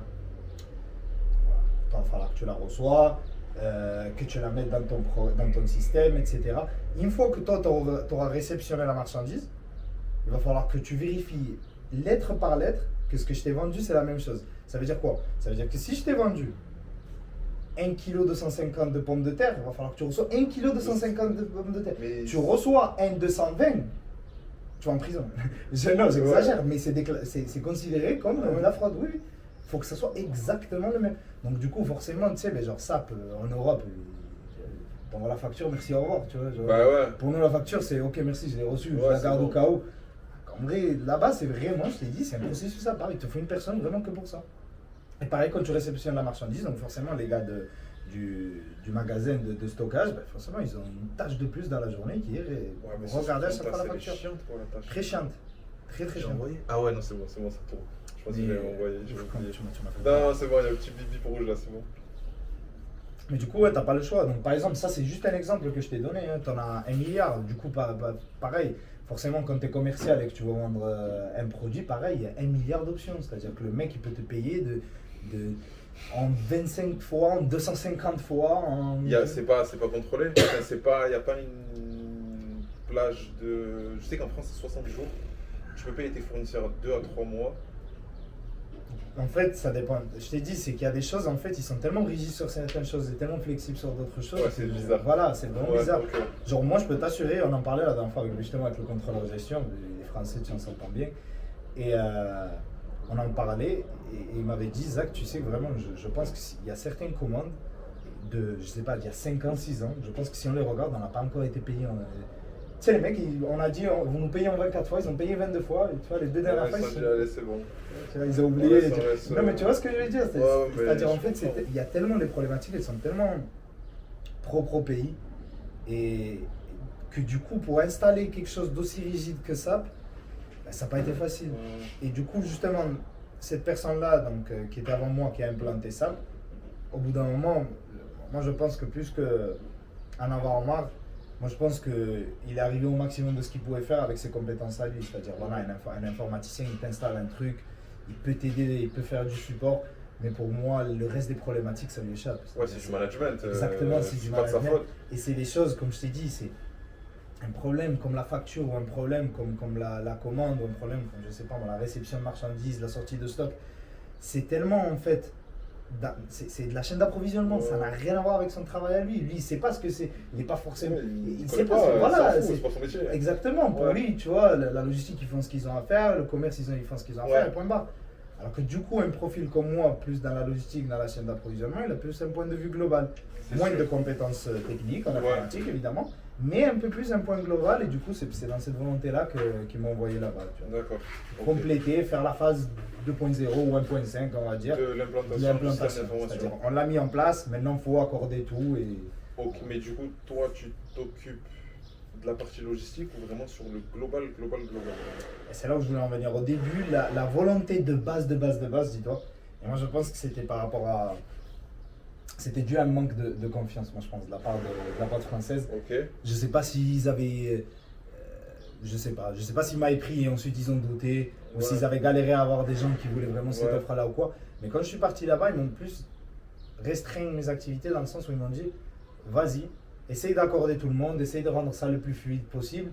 Tu es une sorte d'intermédiaire. Ok. Ça comme ça. Okay. Au début, je m'étais dit, bon, moi qui suis une personne ambitieuse, on va dire, tu vois, et que j'avais envie d'être dans l'aventure, tu vois, je m'étais dit, bon, tant pis, tu vois. Mais je connais les boîtes, il faut juste que tu saches faire 2 trucs de plus de ce qu'ils t'ont dit qui vont commencer à te donner plus de missions. Donc, du coup, je m'étais dit, allez, patience. Au bout de 2 mois, on est passé de ça à carrément une sorte de poste d'ingénieur ou coordinateur en gestion industrielle. C'est-à-dire que carrément maintenant, tu vois, je planifie avec, avec le gestionnaire de prod, c'est le nombre de temps qu'on allait faire. Je regardais à peu près comment on a respecté ça, comment est-ce qu'on peut se coordonner. Ouais, tu gérais la partie commerciale entre guillemets. Aussi, pareil, tu vois, genre commercial, usine, genre je faisais un peu le lien. Voilà, je touchais un peu à tout en plus de la logistique. Ça restait mon cœur de métier, donc j'avais ça de près, tu vois. Ok, ça a avancé. Et maintenant, le projet, il était géré à peu près, on va dire, un peu par les key users, du coup, par les responsables qui étaient au Brésil et les responsables qui sont restés en France. Et du coup, vu qu'ils ont vu que j'avais pris ça en main et que je m'en occupais très bien, voilà, au bout de 4-5 mois plutôt, leader projet, manager projet. Voilà, donc du coup, tu as vu, je t'ai dit. Tu as eu des mini-promotions. Exact, des mini-promotions express. C'est bien. Donc voilà, donc mon poste actuel maintenant, c'est de. On va dire leader projet, donc je touche un peu à tout. Je reste quand même en support informatique, tu vois. Voilà, j'avais sur certaines choses sur ça, voilà, je gère et tout, donc à chaque fois je leur dis si vous avez besoin de quoi que ce soit, tu vois, tu me l'envoies. Ouais, donc toi tu gères ça par perfection, enfin, de la manière dont tu l'utilises, parce que SAP c'est un logiciel, il est utilisé par tout le monde. Exactement. Et par plusieurs business units, donc enfin secteur d'activité ou même dans un secteur d'activité, il y a la finance qui l'utilise, il y a le commercial qui l'utilise, les achats, les ventes, et chacun a sa manière de l'utiliser. Exact. Donc, du coup, voilà, j'ai cette double casquette de leader projet, mais aussi support technique. Et récemment, je suis aussi responsable logistique parce qu'il s'est fait virer responsable logistique. Voilà, il ne faisait pas l'affaire. Je pense qu'il ne convenait pas, on va dire, à la direction, à la volonté de la direction. C'était un expat? C'est un Brésilien. Et comme n'est pas, je pense à la volonté de la direction, donc du coup il s'est fait virer. Et entre-temps, le directeur logistique là-bas du Brésil et le directeur logistique de la France se sont mis d'accord sur le fait que il va falloir continuer à avancer le temps de prendre un remplaçant. En intérim, Voilà. Et pile avant de se faire virer, le responsable, parce que ça se fait beaucoup dans notre boîte, il y a beaucoup de Français qui viennent visiter. Ils viennent voir un processus ou corriger quelque chose. Et ils font, on va dire, une sorte d'audit. C'est-à-dire que le mec de l'informatique, il va venir, il va faire un audit sur, je sais pas. On va dire comment ça voilà, se passe. Exact. Il envoie un compte rendu et nous, on fait un plan d'action pour l'améliorer. Et on avait eu le responsable logistique de la France qui était venu, il nous avait fait un plan d'action pour s'améliorer, etc. Le responsable logistique du Brésil se fait virer. Et du coup, moi, ce que j'ai fait, c'est que j'ai repris ce plan d'action avec le directeur logistique. Voilà, avec les 2 directeurs logistiques, je me suis mis là, quand je leur ai dit, moi, personnellement, c'est mon cœur de métier, j'aime. Donc ça ne me dérange pas de continuer à avancer, on s'est mis tous d'accord et du coup j'ai pris cette casquette-là aussi un peu. Donc tu t'occupes et de SAP, et de la logistique, et du projet. Et du projet d'implantation. Voilà, d'amélioration. Voilà. Tu l'as dit. Tu as le couteau suisse. Ah oui, non, mais du coup, juste pour récapituler une chose, là, tu es en contrat VIE ou pas? VIE, oui. Ok, là, c'est un contrat VIE. Du coup, pardon, parce que c'est vrai que je ne l'avais pas précisé, mais du coup, je les avais contactés en dehors du VIE. En fait, finalement, au fur et à mesure des interviews, ils se sont dit, écoute, il fait l'affaire pour le poste, en fait, en VIE, on ne va pas se casser la tête, on va faire comme ça. D'accord. Au niveau. Bon, après VIE, tu as un salaire français. Oui. Donc, après, on va faire quand même la différence. Mais au niveau, par exemple, des salaires dans la logistique au Brésil, en équivalent euro, si tu peux, on sera combien pour un poste quand même responsable, cadre, je sais pas, un Français qui est responsable de logistique dans un entrepôt, il va au Brésil, il doit s'attendre en quoi en termes de salaire? En équivalent euro. C'est en fait une fourchette. Ouais, une fourchette. Ça va dépendre de beaucoup de choses. La première, c'est la boîte, le type de boîte. C'est-à-dire que nous, on a de la chance, c'est une boîte française. Donc, entre guillemets, ils sont un peu plus ouverts, un peu plus gentils, ils sont un peu plus généreux sur les salaires. Ça de 1. De 2, ça dépend beaucoup de la ville. Parce que forcément, je pense qu'on l'a tous vu dans nos manuels d'histoire géo. Voilà, le Brésil, c'est tout ou rien. Exactement. Donc vraiment, même au sein de la même ville, des fois, tu as tellement de différences entre une boîte et une autre, entre une région et une autre, une ville et une autre, pardon. Et donc du coup, voilà, on va dire, ça dépend de la boîte, ça dépend de la région. Donc les régions, on va dire, là où tu vas être le mieux payé ou là où un Français aurait le plus d'opportunités. Sao Paulo, Rio. Ouais. Peut-être certaines régions du Nord. Après, ce qui est bien de la logistique, c'est quoi? C'est qu'au milieu de l'Amazonie, peut-être il y a une entrepôt énorme de bic, tu vois, qui fait des stylos et le mec t'aura une très belle paye, tu vois. Mais on va dire, si on reste dans les grandes villes, après, tu as peut-être au nord, tu as des grandes villes, enfin, côté nord-est aussi, c'est une très belle région, tu vois. Tu as Recife, tu as Bahia, tu vois, ça peut être pas mal. Je connais pas, mais on en parlera un peu plus tard. Mais pour te dire, si on part du principe qu'on prend les deux grandes régions, donc Rio, Sao Paulo, c'est une bonne boîte internationale, anglaise, américaine, brésilienne, française, peu importe. Et que c'est un poste, comme tu as dit, responsable logistique, donc avec un minimum de responsabilité au cadre, carrément. Dans la logistique, moi je pense que c'est un approvisionnement général, tu peux avoir un salaire assez correct, donc entre les, encore il faut une fourchette, hein, on va dire entre les 1500 peut-être et les 1800. Ce qui là-bas est un très bon salaire. Un bon salaire, très bon salaire, exactement. Voilà, c'est par rapport au coût de la vie, c'est un excellent salaire. Et moi je te parle entrée de, tu as peut-être 2-3 années d'expérience, c'est-à-dire en tant junior, que, voilà, en junior, un peu expérimenté. Voilà, un senior dans une excellente boîte au Brésil, je sais pas moi pour Ford ou qu'est-ce que j'en sais, moi, il peut arriver, il peut être payé 3 000, 4 000, 5 000, 6 000 euros, c'est pas un problème. Voilà, du pétrole, voilà, mais moi je t'ai dit, j'ai pris le standard, la moyenne des salaires, et si on lisse ça, moi je pense que ça pourrait donner 1600, 1800 peut-être, dans une très bonne boîte. Mais si on prend le salaire moyen, tu allez peut-être à 1200, 1500 peut-être. Voilà. Il y a un SMIC là-bas? Oui. Oui. Je peux pas dire de bêtises. Les gens, ça leur parle mieux. Ouais, c'est. Ça dépend des régions aussi. Ça va dépendre des villes. Le Brésil, c'est énorme, vraiment. On voit dans les cartes que c'est pas si grand que ça, on a l'impression, mais non, c'est énorme. C'est énorme. Le Brésil, c'est vraiment très très grand.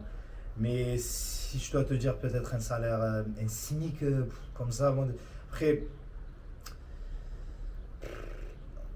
Entre 100 et 200 euros peut-être. Par mois? Oui.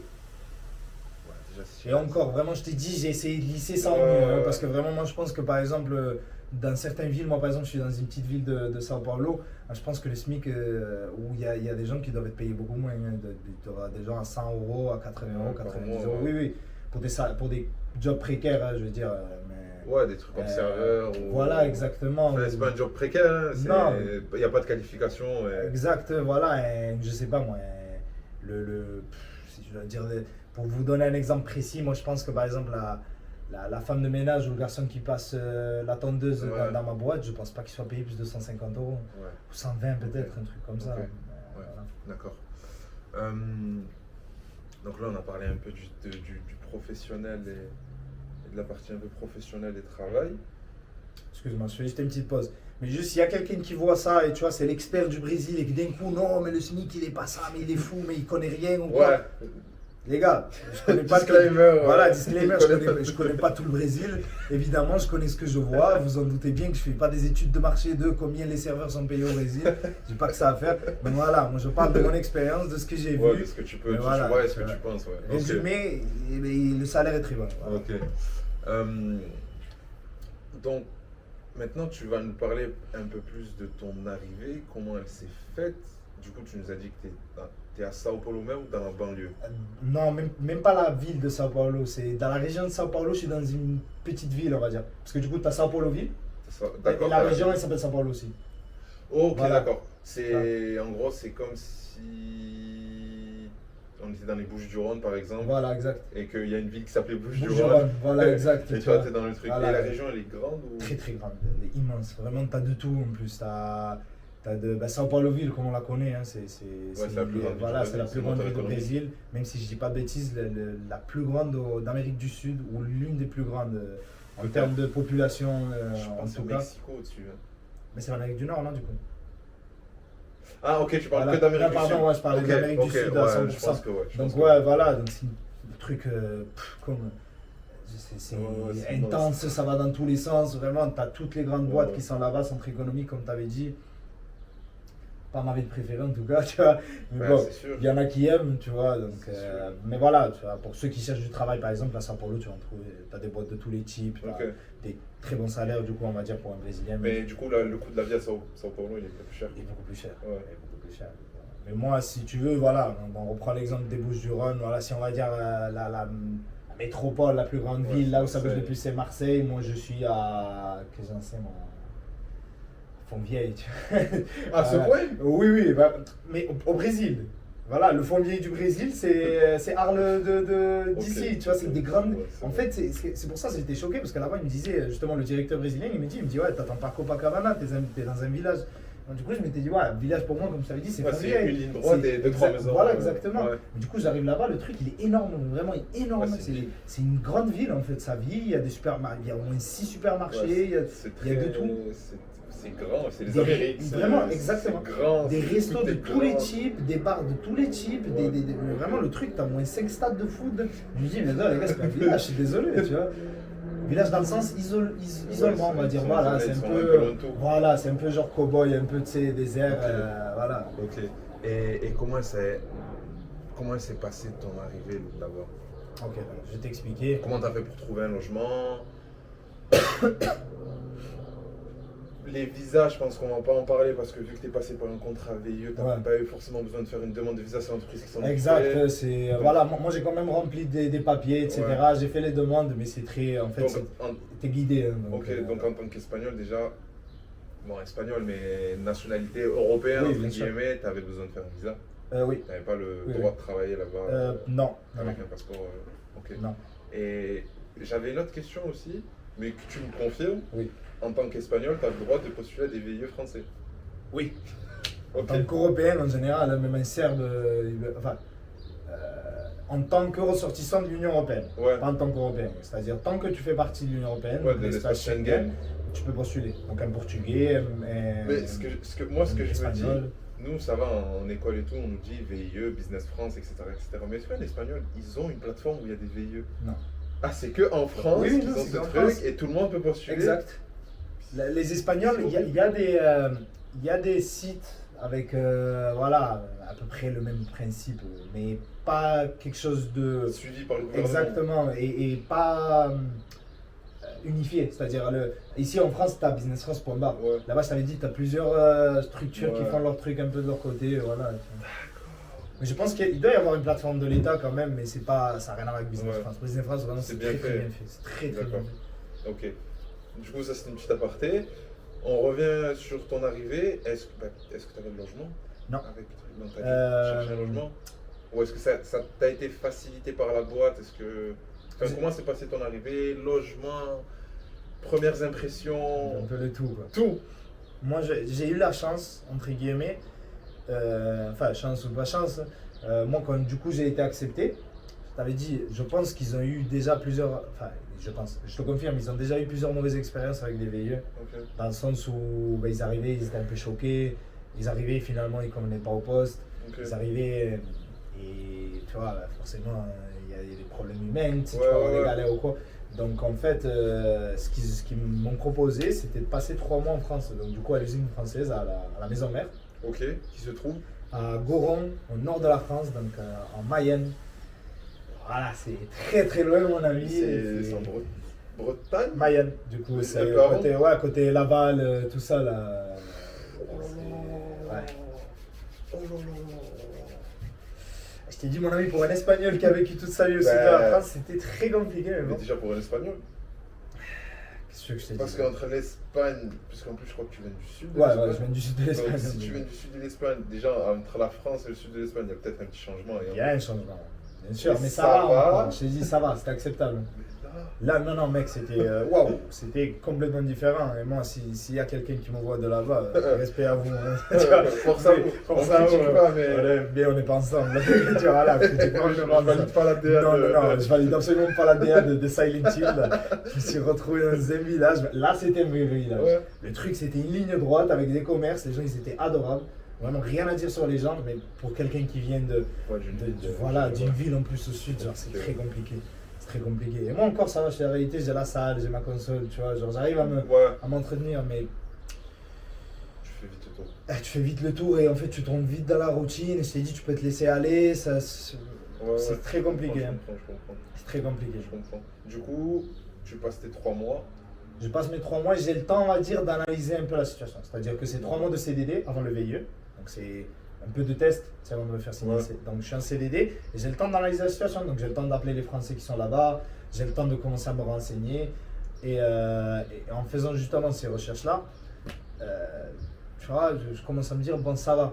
Vu que c'est pas une grande ville, je suis pas pressé en soi. Tu vois, parce que là-bas, pareil, les agences, ils en ont des apparts, ils en ont des maisons.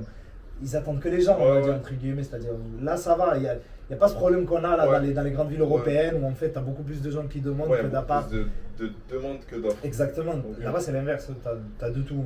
Et pareil, si quelqu'un voit ça de Business France, c'est une blague, c'est faux ce que je vais dire là maintenant. Normalement, en VIE, si on te fournit un logement, il faut l'enlever de ton indemnité VIE. Moi, ils ne le font pas, attention. Ils ne me donnent pas un petit billet par mois pour payer mon loyer. Voilà. Ah ouais? En fait, c'est ça, j'ai une aide. La boîte donne une aide au VIE. Okay. Donc, en plus de mon indemnité, en fait, j'ai une petite aide. En plus, parce que voilà, pour payer le loyer, tu vois. Donc, ça va de soi. Exact. Pour moi, c'est logique, mais pour Business France, c'est faux ce que je viens de dire. Hein. C'est faux, je paye mon loyer de moi, mais c'est très compliqué, je souffre. Normalement, on va pas faire beaucoup de vues, donc. Ça va, non, mais c'est tant jamais. Justement, le directeur, il m'attrape, il me dit, ouais, Pierre, il va m'attraper, il m'a dit, ouais, Zach, écoute, tu parles un peu trop là. J'avais vu aussi, c'était pas le seul, que de pas mal de VIE, j'avais contacté pas mal aussi. Moi, je suis intéressé par faire un VIE, et pas mal d'entreprises. Oui, un petit pour moi c'est logique. C'est pas non plus tout un salaire. Non, absolument. Loin de là. C'est un petit supplément qui te. Voilà, moi j'ai de la chance, je suis dans un petit village, donc en fait ça me couvre presque l'entièreté de mon loyer. Ouais. Mais pour un gars à Sao Paulo, ça va lui payer les courses de 2 semaines, hein, et encore. Hein. Donc je t'ai dit, ça dépend. Donc moi voilà, j'étais arrivé, je me dis, attends, j'ai l'aide pour le loyer, c'est un petit village, donc j'avais pris ça un petit. Je m'étais dit, écoute, ça sert à rien de me lancer, je visite en physique. En plus, la boîte m'avait un peu aidé au début. Il m'avait dit, écoute, on te paye un hôtel le temps que tu trouves quelque chose. Ouais. Donc ça va, sur ce coup-là, franchement, 10 sur 10 la boîte. Okay. Ils m'ont vraiment arrangé. Donc j'arrive, j'avais passé un mois et des poussières à l'hôtel. Quand même, donc, oui, c'est. Quand même, un mois. Non, c'est compliqué. Hein. Surtout pour bien manger, pour bien vivre et tout, c'est très compliqué. Mais bon, je me plains pas, encore une fois, tu vois. C'était soit ça, soit je prenais quelque chose sans visiter. Mais je crois dans un pays que tu connais pas. Voilà, tu vois, donc c'était un peu compliqué. Donc voilà, ce mois-là à l'hôtel, ça m'a permis justement, dès que je suis arrivé, j'ai commencé à faire des visites. Et j'ai de la chance vraiment. Les premières maisons, j'ai beaucoup aimé. Genre 4-5 maisons. D'un coup, j'avais visité un appart, petit appart, propre, moderne. Je me suis pas cassé la tête, j'ai signé tout de suite. Ok. Et ça, c'est similaire à la France, il te faut une caution, il te faut un contrat de travail, un visa. C'est très similaire à la France, juste que comme je t'avais dit, c'est très flexible. Quoi. Le Brésil, c'est comme ça, c'est-à-dire que. D'accord, normalement, je dois te demander ta fiche de paie, ton contrat de travail, ton visa. Ok, le mec, il m'a montré le passeport, c'est un passeport rouge. Donc déjà, bien, voilà, j'ai pas à douter de lui. Normalement, tu dois m'envoyer les 3 dernières fiches de paie et le contrat de travail. Je vois que ta fiche de paie, c'est 10 fois le salaire moyen du Brésil. Tiens l'appart, tiens même l'agence, tu vois. Fais-toi plaisir, tu vois. Au moins, ils se sont pas cassés la tête, ils ont fait une vérification très rapide. Même là-bas, ils ont une sorte de système un peu similaire aux États-Unis de credit score, tu sais. Voilà, pour voir ta santé financière, on va dire à peu près. Pareil, ils ne m'ont même pas demandé. Ils ont vu, comme je t'ai dit, ils ont vu le salaire. Parce que je te pose cette question, parce que vu que toi, tu es sur combien de mois là? 12. Okay. J'ai signé 12, mais je crois que ça se renouvelle. Ça renouvelle, d'accord. Parce que je peux pas faire plus de 24 mois, c'est ça? Oui. Après, tu es obligé de passer un contrat. Un CDI, CDD, expat, peu importe. Donc ça ils s'en foutent. Là, je ne suis pas le premier VIE, tu sais, ni le dernier probablement. Donc ils ont déjà fait, en fait, ils ont déjà vu toutes les options. Hein. Donc en vrai, moi je pense qu'ils vont plutôt voir déjà moi ma volonté, tu vois, si je veux rester, je veux pas rester. Si le projet il est fini ou il n'est pas fini, et ensuite on va s'arranger. On n'en a pas encore parlé, c'est pour ça. Genre, non, mais moi je te parlais pas de ça, je te parlais par rapport à l'appart. L'appart. Ils s'en foutent que tu aies un contrat que d'un an. Ah non, ben, là-bas c'est minimum un an. Minimum un an de contrat. Donc ça tombait bien. Ok, ouais, nickel. Voilà, c'est minimum un an, c'était 12 mois et ben, moi j'étais là pour 12 mois, donc j'ai dit parfait. Et sur place, t'as quoi comme appart? Comment il est? Sans me détailler, Non, mais non, c'est t'inquiète. quoi, 2 chambres, une chambre, Oui, studio. c'est une chambre. Donc, moi, je t'avais dit, le truc, c'est quoi? C'est que là-bas, en fait, il y a des grandes maisons, c'est un village. Donc, c'est des grandes maisons avec des gros jardins, des grandes piscines. Et je t'avais dit, moi, pour mon salaire, ça me posait pas de problème. Ouais. Mais le problème, c'est quoi? C'est que je me disais derrière, ok, il faut tendre la pelouse, il faut faire ci, il faut faire ça, le déménagement, le ci, le ça. Du coup, tu as 3 chambres, il faut que tu remplisses les 3 chambres. Et nous, genre, il y a que moi et ma femme. Ouais. Du coup, je m'étais dit, c'est quoi, je vais prendre le truc le plus petit possible.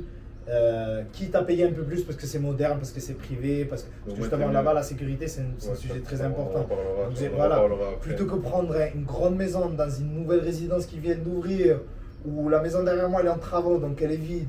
La maison derrière, il n'y a rien, c'est un terrain vide, donc tu vois, on peut montrer par la gauche, par la droite. Je me suis dit, écoute, je préfère m'isoler au centre-ville, dans une résidence fermée, hermétique, mes voisins c'est des vieux, tu vois. Et au moins, quitte à payer un peu plus, avoir quelque chose de plus petit. Et au niveau des loyers, tu seras combien par mois? Moi, je paye 1200 reais, donc 200 euros à peu près. 200 euros pour un appart au centre-ville, résidence privée, très très bien placé, il n'y a pas mieux que ça. 9. Oui, je crois que je suis le deuxième à y vivre dedans. 9, toutes les installations pareilles, parce que pour nous, ça semble quelque chose d'acquis, mais d'avoir une bonne comment dirais-je, une bonne installation, on va dire, tu vois, pour la fibre, et pour le courant, pour l'eau. Tu vois, c'est des trucs de merde, quelque chose de base pour nous. Mais pour eux, c'est exact, c'est pas donné. Okay. Et comme je t'avais dit, l'installation c'est important. Pourquoi? Parce que genre peut-être que le mec d'avant, tu sais, il a fait de la merde. T'arrives, toi, tu veux mettre de la fibre, le gars de la fibre, il arrive, il te dit c'est impossible. Tu vois. Il te veut dire non, il va falloir que tu prennes une sous-routeur de wifi de merde. Tu sais, là, tu peux même pas travailler en télétravail, tu peux rien faire. Pareil pour l'eau. Alors, tu vois, si l'eau elle se coupe tous les 2 jours, pour moi ça ne sert à rien. T'as eu des galères sur ça ou pas? Non, justement, je t'ai dit, moi j'ai préféré miser sur la sécurité, sur la modernité, on va dire, sur le safe, Paris safe. Et du coup, tu payes un peu plus, tu payes un petit secours. Oui. Et au niveau de la moyenne, tu seras combien déjà, si tu payes que 200 euros de. Ouais. Après, 200 euros, tout est mettra la relation, là-bas la vie est moins chère, exact, etc. Pas beaucoup de vie, oui, bien sûr. Mais ça serait combien là-bas C'est-à-dire un loyer moyen, on va dire. Ah, beaucoup moins. Moi, franchement, déjà, les maisons que j'avais visitées au tout début, elles étaient à moins que ça. Franchement, l'appart, je les payais plus cher que les maisons, dis-toi. T'avais des maisons, on va dire, jardin, 4 chambres à 110 euros, 100 euros. Des petits apparts, genre des studios, on n'en parle même pas. C'est des studios à 30 euros par mois, tu sais, 40 euros par mois. Ça change. Ah oui, ça change. Là, je vais payer 600 euros. Tu vois 600. Et ça là-bas, vraiment. Après, on est en France. Oui, non, bien sûr, c'est normal. Comme je t'avais dit, il faut tout mettre en relation. 600 euros. Ouais. Ben, pour te dire, regarde, je vais te donner un exemple parfait. Tu as une ville à côté de. Donc, moi, mon petit village, c'est Batatais. Ouais. Et tu as une ville à 40 minutes, vraiment. Pour là-bas, 40 minutes, c'est genre 10 minutes d'ici, on va dire. Tu vois, donc à côté, voilà. C'est genre. Elle s'appelle Ribeirão Preto. Et en fait, Ribeirão Preto, du coup, c'est genre la 3e ville la plus grande de la région de São Paulo. C'est une très grande ville. Pareil, tu as de tout type de bois, tout type. Et du coup, tu as des, tu vois, je t'avais dit, des grandes différences. Donc, comme tu as des complexes de privés, de fous, genre. Comme tu as des favelas, quoi. Et moi, je m'étais fait des collègues là-bas à Ribeirão. Et l'un d'eux, il est architecte. Et un jour, il m'avait invité à la maison. Il m'a dit, ouais, passe à la maison, on va faire un petit barbecue et tout. Je crois, vas-y, chaud. J'arrive. Déjà, le complexe, tu vois, le truc, c'est un gratte-ciel, tu vois. Donc, pour nous, à Arles, voilà, un gratte-ciel, tu vois. Même à Marseille, il n'y a pas de gratte-ciel, pour te dire. Donc là-bas, j'ai un gratte-ciel, tu vois, je me dis, ah ouais, quand même, ça y va, tu vois. Paris, il n'y en a pas. Pour te dire, tu vois. Très américain. Ah oui, mais non, c'est américain. Très voilà. américain, ouais. Et donc, j'arrive, le mec, il arrive, tu vois, et tout, je sais pas quoi. Déjà, pour nous, genre, en mode. Tu sonnes ou tu mets le code ou tu passes le badge, quoi. Ouais. Là-bas, ils ont Face ID dans l'appart, frère. Le bâtiment, il a Face ID, c'est comme l'iPhone. Genre, mon collègue, il arrive, il nous décale comme ça, il met son visage, la porte elle s'ouvre seule. T'as c'est dans la maison d'Iron Man. Mais mec, t'as le premier portail, il s'ouvre, t'as le deuxième portail, il s'ouvre, tu arrives, lobby, tu sais, dans l'hôtel, genre, tu sais, truc, il y a le gars, tu sais, qui te dit bonjour et tout, je sais pas quoi, tu sais, il y a des chocolats, il y a une machine à café. Ascenseur pareil, Face ID. Tu tapes le numéro de ton étage, le numéro de ton appart dans l'ascenseur, tu vois. Donc là, déjà, j'avais serré, tu vois, parce que le mec, il met l'étage de l'appart. Donc je me dis, oui. Je sais pas, peut-être que genre en mode, il s'ouvre de deux côtés, tu sais, que j'en sais, moi. Il a l'ascenseur dans l'appart. Mec, L'ascenseur il s'ouvre, c'est la porte d'un appartement, je rentre comme ça. J'ai dit, mais c'est quoi ça? Je commence à serrer, tu vois, mais bon, fallait garder quand même, parce que je suis européen, tu vois, pour moi c'est normal, quand je suis riche pour eux. Bah oui. Tu vois, et je rentre, on rentre dans l'appart et tout, pareil, l'appart, mec, l'appart d'Iron Man, c'est ce que tu vois dans les films, Ouais, genre, c'est un loft. voilà, il y a un loft, il y a des bonsaïs, une petite fontaine avec de l'eau qui coule, genre, vraiment, le truc est parfait, bibliothèque énorme et tout. Et ben ça, tu vas le payer, genre, 400, 500, 600 euros grand max, hein, selon l'étage dans lequel tu es. Tu disais, t'arrives au loft, ouais, c'était un bar de fou. Voilà, quoi. bar de fou. Donc comme je t'ai dit, c'est là où genre vraiment tu te poses la question, tu te dis, parce que ça paraît très important pour les gens qui veulent aller travailler à l'étranger, et surtout dans les pays un peu moins développés, c'est que tu as justement tu dois faire ce compromis-là, tu dois prendre la décision entre, est-ce que du coup, je dépense un peu plus et je vis comme un roi vraiment, c'est-à-dire, parce que pour eux c'est le luxe, quoi. Ouais, ouais. Tu vois, même pour nous j'ai envie de te dire, mais niveau coût, pour nous c'est pas un sacrifice. Ouais, c'est pas un truc de Voilà, fou. c'est exact. Tu te dis, je vais bien vivre, du coup tu vas coffrer un peu moins. Ouais, mais surtout, t'es à l'étranger, t'es pas Voilà, dans le pays, tu vois, t'es tout donc, seul, Je tu t'ai vois. dit, ça dépend de chaque personne et de ses goûts. Moi le compromis, la décision que j'avais prise, je m'étais dit, je vais sacrifier ce côté-là. Surtout, t'es avec la fin. Voilà, je m'étais dit, tu vois, parce que non plus, je vais pas aller non plus vivre dans les favelas, tu vois, faut pas être con, tu vois. C'est normal. Du mec, déjà d'un, ce serait un manque de respect pour eux. C'est Et normal. de deux, voilà, normal. faut pas en arriver là. Ouais. Mais du coup, comme je t'avais dit, tu as quand même un niveau moyen où tu vis, je t'ai dit très bien. Moi, par exemple, dans mon village, je t'ai dit, moi, je suis très bien. Ouais. J'ai mon petit appart, mes voisins, ils sont adorables, tu as une vie de village, tout se passe bien. Mais si tu veux faire ce sacrifice-là et dépenser un peu plus, tu vois, tu pourrais y aller et je t'ai dit, pareil, vivre comme un roi. Donc les gens, il ne faut pas qu'ils aient cette peur-là d'aller tester, tu sais, d'aller un peu plus loin, Ouais, ce que tu ne peux pas te permettre en Europe ou quoi que ce soit, tu sais, et d'aller l'essayer là-bas. Mais voilà, comme je t'avais dit, ça dépend de chaque personne. D'accord. Ok. Du coup, t'arrives. Déjà, ton appart, il est meublé ou t'as dû le meubler, t'as dû Zéro meuble. tout acheter? Zéro meuble. Parce que comme je t'ai dit, pareil, l'État brésilien a ses particularités. Et l'une de ses particularités, comme on avait déjà mentionné la corruption, tu vois, putain, je suis en train de faire une pub là. Maintenant, deuxième particularité, c'est le vol, tu vois. Donc, ce qui se passe là-bas, c'est que du coup, en fait, des fois, il y a des gens qui louent les apparts meublés. Ouais. Moi, je passe une année chez toi. Et je déménage dans un autre village. Et l'appart il n'est pas meublé là-bas, et celui qu'il y avait dans ton appart il me plaît bien, donc je le prends avec moi, tu vois. Genre ça arrivait souvent, oui, genre ils vidaient les apparts, ou sinon si l'appart il restait vide, la maison elle restait vide, ils se faisaient voler les meubles, tu sais, c'est mort. Donc en fait il y avait beaucoup de problèmes. Pareil, je parle de ma région, de la zone où je vis, les propriétaires avec qui j'ai parlé, ils m'ont mentionné ça. Et du coup tous les apparts là-bas par défaut, on va dire la règle c'est qu'ils sont vides. Appart, maison, peu importe. Ok. C'est par rapport au vol. Ouais, plus en termes de sécurité, mais aussi je pense que c'est devenu la norme.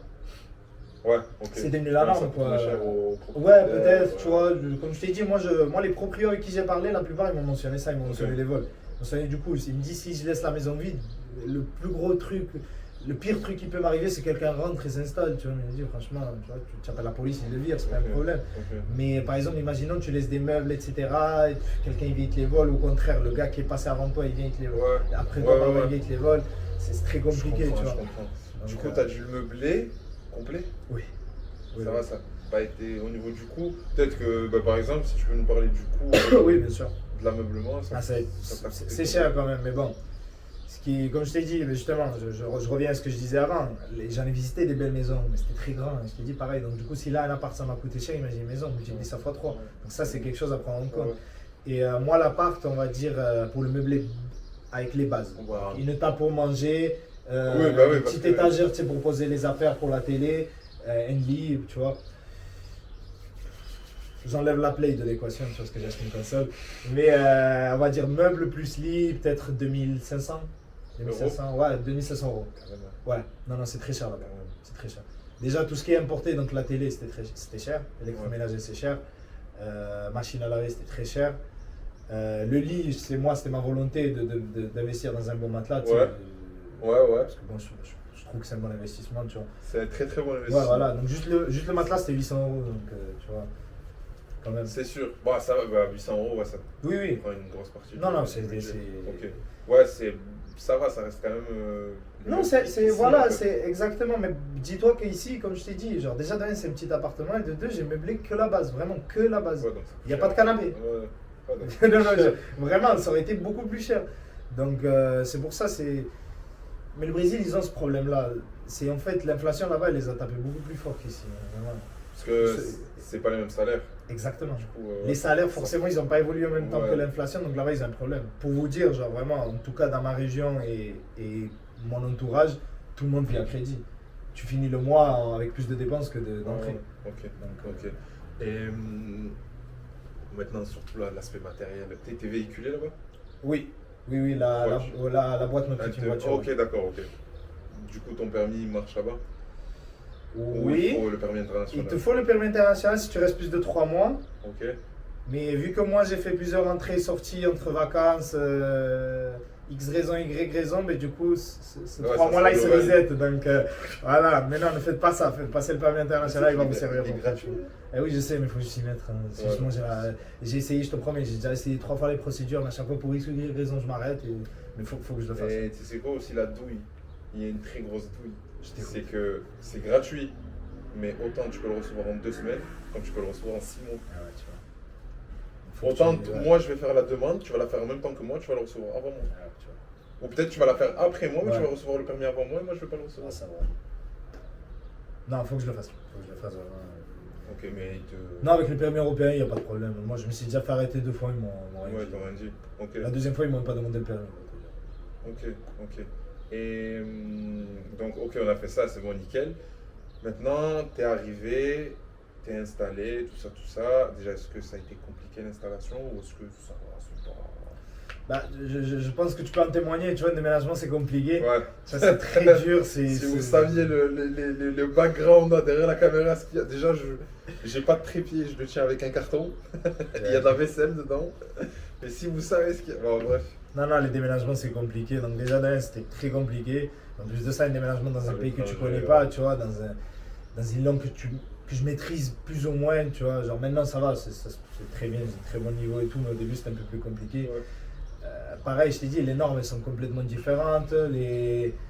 Tu vois, tu sais pas, c'est une bêtise que je vais dire, mais par exemple, je viens de finir de monter enfin, là-bas, il te montre tous les meubles. Mais le monsieur, il vient de finir de monter le meuble et moi et lui, on l'a installé, je sais pas quoi, je commence à me débarrasser de la poubelle. Où est-ce que tu mets la poubelle? Ici, vous avez des bacs, tu as des locales à poubelle. Là-bas, il n'y a rien. Ça n'existe pas, il n'y a pas les conteneurs, tu sais, où tu jettes, il n'y a pas. Donc où est-ce que je m'étais? Genre je me suis retrouvé vraiment avec genre 6 sacs poubelles, tu sais, gros de 50 litres là comme ça, plein de cartons, plein de conneries, tu vois, genre je savais pas où les mettre. Et je te promets, j'ai dû aller demander à mon voisin, je lui ai dit ouais, où est-ce que je les mets? Après il m'a expliqué, il m'a dit le camion de poubelle il passe tous les jours. Et en fait genre juste tu le laisses dans le coin de la rue, tu vois. Ou sinon ce qu'ils ont là-bas aussi c'est des petites plateformes qu'ils mettent devant la maison. Donc, tu vois une petite, imagine genre comme ça, un bâton, un tuyau, et comme un petit panier. Et tu poses la poubelle genre pour que les chiens, tu sais, ils mangent pas les sacs poubelles. Ah, les sacs ok, de non, rapport. ouais, justement Voilà. pour éviter qu'ils mangent Exactement, dedans. tu vois, parce que normalement tu le poses par terre, tu vois. Mais pour pas qu'un chien ou un chat, il te perce le sac et que ce Ouais. soit un bordel, tu vois, tu le mets en hauteur comme ça et voilà. D'accord. Et au niveau de ton intégration dans le paysage brésilien, ça s'est bien passé? Est-ce que tu as eu des petits soucis? Début c'était compliqué. Début c'était compliqué parce que justement, comme je t'avais dit, surtout nous Européens, on va avec des a priori, tu Ouais, vois, que tu le veuilles ou c'est pas. normal. Et même si moi, genre, ça va, je suis pas tu vois, fils de bourgeois ou quoi que ce soit, tu vois, donc ça va. Je sais que là, 3 quarts de ces a priori là, tu vois, ils sont inventés et même de toute façon, Bah, c'est des clichés. Voilà, que c'est des une petite clichés, partie exactement. qui fait le plus de bruit. Quoi. Et je suis d'origine marocaine, je suis né en Espagne, j'ai grandi toute ma vie en Espagne et j'ai vécu en France. Donc, Ouais, donc, tu commences à voir à peu près qu'il y a certaines choses qui se répètent et qui sont fausses, tu ouais, vois. ouais. Donc du coup, j'étais allé très ouvert là-bas, mais quand même avec sur mes gardes, on va dire, c'est tout. Sur mes gardes C'est pour me normal. dire, voilà, je C'est reste. normal. Surtout qu'aussi, c'est un poste à responsabilité, donc il faut que tu gardes un minimum de légitimité Ouais. aussi aux yeux des gens, Ouais. tu vois. Donc j'étais arrivé, mais franchement, je te dis la vérité, pour nous, on va dire maghrébins de France, si je peux vous dire un truc, le Brésil, c'est le Maroc ou l'Algérie, mais genre avec des gens qui parlent portugais. C'est des gens très accueillants, Ouais. c'est des gens qui vraiment, qui au contraire, ils vont te faire vouloir te rendre ce processus le plus facile possible. C'est ce que le tu plus disais, c'est ce que possible. tu disais, c'est très méditerranéen. Vraiment, C'est la même, 100%, exactement. Ouais, ok. C'est très méditerranéen, très. Moi, dans mon village, je pense que je serais allé dans un village, tu vois, au Maroc ou au sud de l'Italie, Ouais, au sud bon, de ils l'Espagne, vont j'aurais été t'accueillir, accueilli de ouais. la même façon. C'est des gens très accueillants. Au contraire, il y a les premières semaines, il y a des petits, un petit concert, un petit spectacle, un petit truc, ils vont t'appeler, ils vont te dire ah Zach, il y a ça, viens découvrir notre culture, ils vont t'inviter à leur resto. Ouais, ils t'ont accueilli. Bon, Ah non, non, non, vraiment. C'est pas anti-gringo, Rien, loin de là, loin de là. Bon, les Sud-Américains, Ouais. beaucoup les Sud-Américains appellent les Américains du coup, mais les États-Unis, Canada, ils les appellent les gringos. C'est péjoratif. Si, c'est péjoratif. C'est assez péjoratif. C'est un peu rentré dans les mœurs maintenant. Ils le prennent bien les gens, mais à la base c'est péjoratif. Donc ils t'ont pas vu comme ça. Non, loin de là, au contraire. C'est pour ça que je t'avais dit aussi, ça dépend de la personne. C'est-à-dire, moi je suis venu sur mes gardes. Mais il y a des gens qui viennent à la défensive. Donc justement, si toi tu viens à la défensive et que le mec qui te dit gringo, que ça y est, tu le prends mal, tu vas pas t'en sortir. Alors qu'au contraire, 3/4 des fois, ils vont t'appeler gringo pour dire l'étranger, tu vois, ou le gars qui vient de dehors. Donc moi je le prends même pas mal. Au contraire, pour quelqu'un de maghrébin en Europe, tu vois, qui a été traité d'une façon toute sa vie, d'être traité de gringo, pour moi vraiment c'est limite. Ok, cool, ça me va, genre, si tu veux. C'est limite drôle. Oui, c'est pour ça que je t'avais dit, moi je le prends vraiment plus comme ça, genre comme quelqu'un, genre le mec qui vient de l'étranger, je vais lui montrer mon pays, ou je vais lui apprendre comment se font les choses. Je t'avais dit, baisse la défense, t'inquiète, c'est des gens, ils sont très accueillants. Donc ça s'est bien passé dans le global. Nickel, vraiment, 10 sur 10, rien à dire. Rien à dire. Au contraire, vraiment, je pense, j'ai pas, je peux pas m'imaginer comment ça aurait pu être mieux. T'as pas eu, par exemple, je sais pas, une quelconque forme de racisme? Non. Anti-occidental.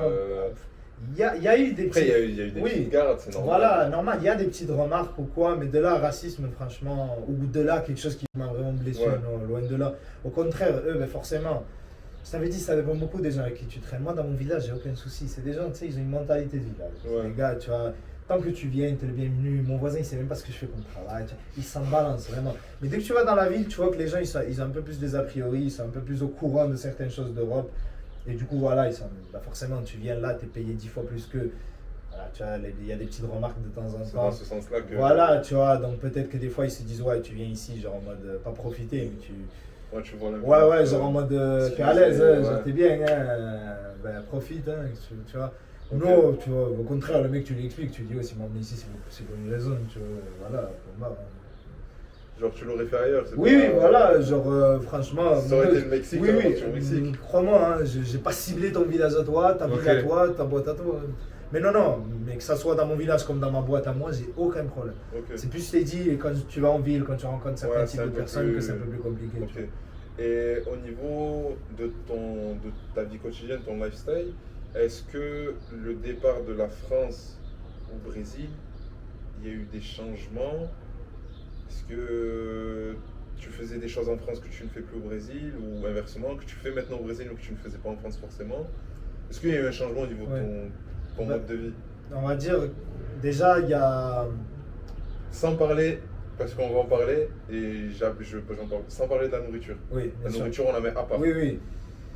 Peut-être dans la pratique sportive, je sais que tu es sportif et que tu as un passé d'athlète. Oui, bien sûr. Bon, on va pas en parler, mais il a un passé d'athlète.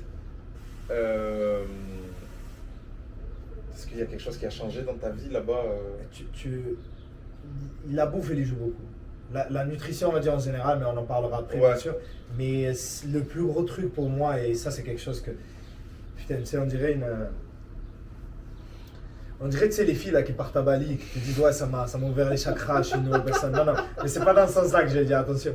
Mais genre, je te le promets, en fait, quand tu vas dans des pays comme ça, même au Maroc, c'est la même chose. Tu te rends compte qu'en fait, on a tous les mêmes 24 heures, mais que selon comment tu t'organises dans ces 24 heures-là, ça change tout. Et en fait, là-bas, comme au Maghreb, ils donnent beaucoup d'importance à la vie sociale. Ok. Tu vois, il y a beaucoup, vraiment, en fait, genre le travail, on va dire, c'est juste c'est quelque chose que tu fais dans ta journée, c'est une tâche de plus. Il travaille pour vivre, mais il vit pas pour travailler. Exactement, voilà. Et je te promets vraiment pareil, on dirait que c'est une phrase genre de j'ai compris. Necfeu, 2014, voilà, Prime. Non, genre, je suis à mon Prime, genre, ça m'a ouvert les chakras, je me sens libre, ça y est, j'ai compris. C'est bon, ce système. C'est une activité et point, je gagne ma croûte. Exactement, c'est une tâche que je prends en sérieux, pour laquelle je me donne au maximum, pour laquelle je vais de mon mieux, parce que là-bas, c'est des gens. Même si je t'ai dit, ils sont très flexibles, ils essayent de s'alléger un peu la tâche des fois. Voilà. C'est des gars, c'est des très bosseurs, c'est des très bons bosseurs, c'est des gars qui sont très. Qui ont qui donnent beaucoup d'importance à l'affectif. Donc même s'ils n'ont pas cette éthique-là, cette discipline-là de faire les choses, on va dire, dans l'exactitude, qu'ils vont oublier, qu'ils vont peut-être, tu vois, juste pour pas te vexer ou pour pas te rendre triste, ils vont la faire la tâche ou ils vont essayer de se rattraper. Donc pour moi, c'est le plus important. Ok, donc c'est... Tu vois, pour répondre à ta question, je dirais la vie sociale, du coup, prend un peu plus le dessus sur le travail et ça, pour moi, c'était quelque chose de très important. Tu vois. Ok, et comment je vais tourner ça? Alors attends, laisse-moi la tourner. Je t'en prie. Est-ce qu'il y a un peu d'hypocrisie là-bas, vu que si la vie sociale prend le dessus, des fois il y a un peu plus d'hypocrisie. Est-ce qu'il y a une hypocrisie? Est-ce que des fois ils te disent ah ah ah ah t'es mon meilleur ami, mais en fait dans le dos ils s'encarrent le coquillard de toi? Est-ce que... Pareil, moi je suis une personne, comme je t'ai dit, mec, là je t'ai dit, je vous ai mentionné l'Espagne, le Maroc, la France, j'ai vécu aussi en Estonie. Tu sais, justement dans le sport, etc., j'ai travaillé avec énormément de gars de partout dans le monde. Donc, c'est vrai que tu as cette chance. Ça te libère, on va dire, un peu, ça te décoince sur certains sujets. Je t'ai dit, moi j'ai appris à voir ça du bon côté, tu vois. C'est-à-dire l'hypocrisie, tu vois, entre guillemets, ça existe dans tous les pays, tu vois. Chacun la tourne d'une façon ou d'une autre. C'est ça, c'est dans ce sens-là. Voilà, leur façon de tourner l'hypocrisie, c'est plus dans le sens...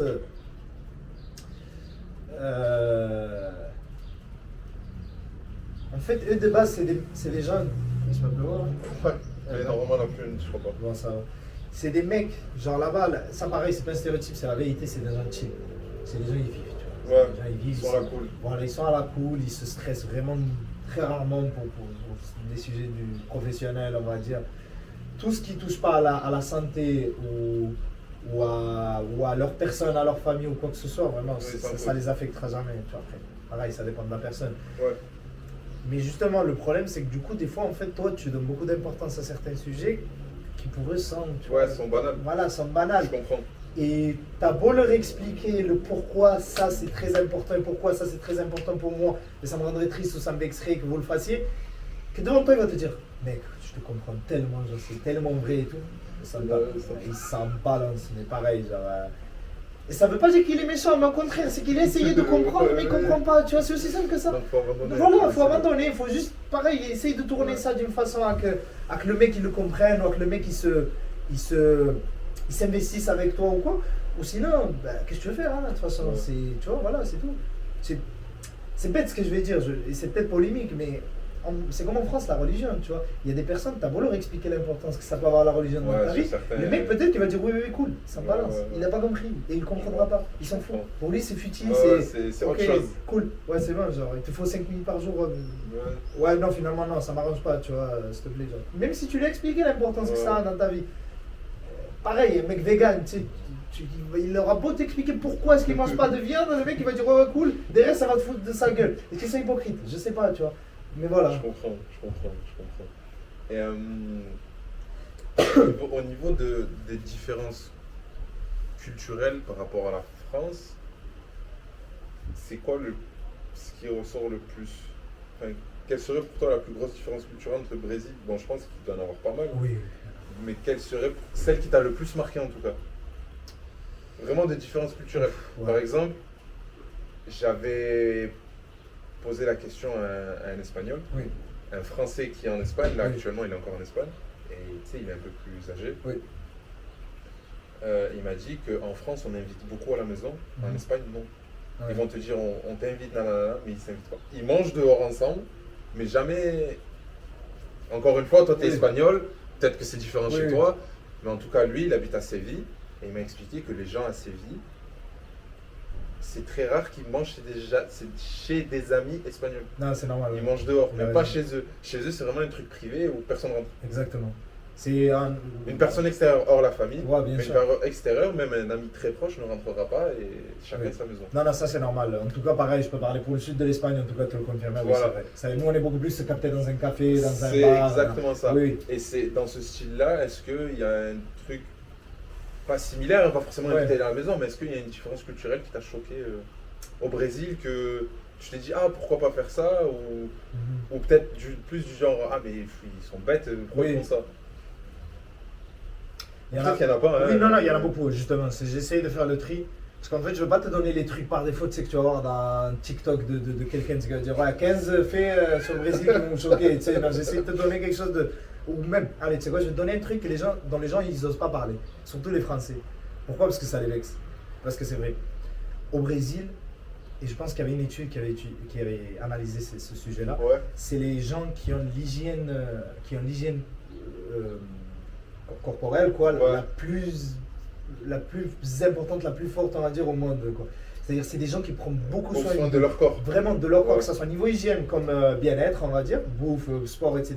C'est des gens en fait qui donnent énormément d'importance à ça. Ouais. Et le problème, c'est que toi, en tant qu'Européen, tu arrives avec tes codes d'hygiène par défaut européens, qui pour eux, c'est des codes de crasseux. Genre, vraiment, c'est voilà, c'est genre, en mode vraiment, tu es crasseux. Donc, genre, les gens vont te faire la remarque, ils vont te dire, ouais. Non, mais vraiment, ils vont te dire, ouais, passe à te doucher les gens, tu vois. Donc, les gens, ils vont mal le prendre. Parce que moi, j'ai déjà connu deux filles, deux garçons français qui sont arrivés au Brésil, que l'on peut mal pris et qui ne Ouais. parlent pas de ces sujets-là. Ouais. Mais c'est la vérité. Pourquoi c'est quoi la norme là-bas? Je pense que la norme en France, c'est quoi?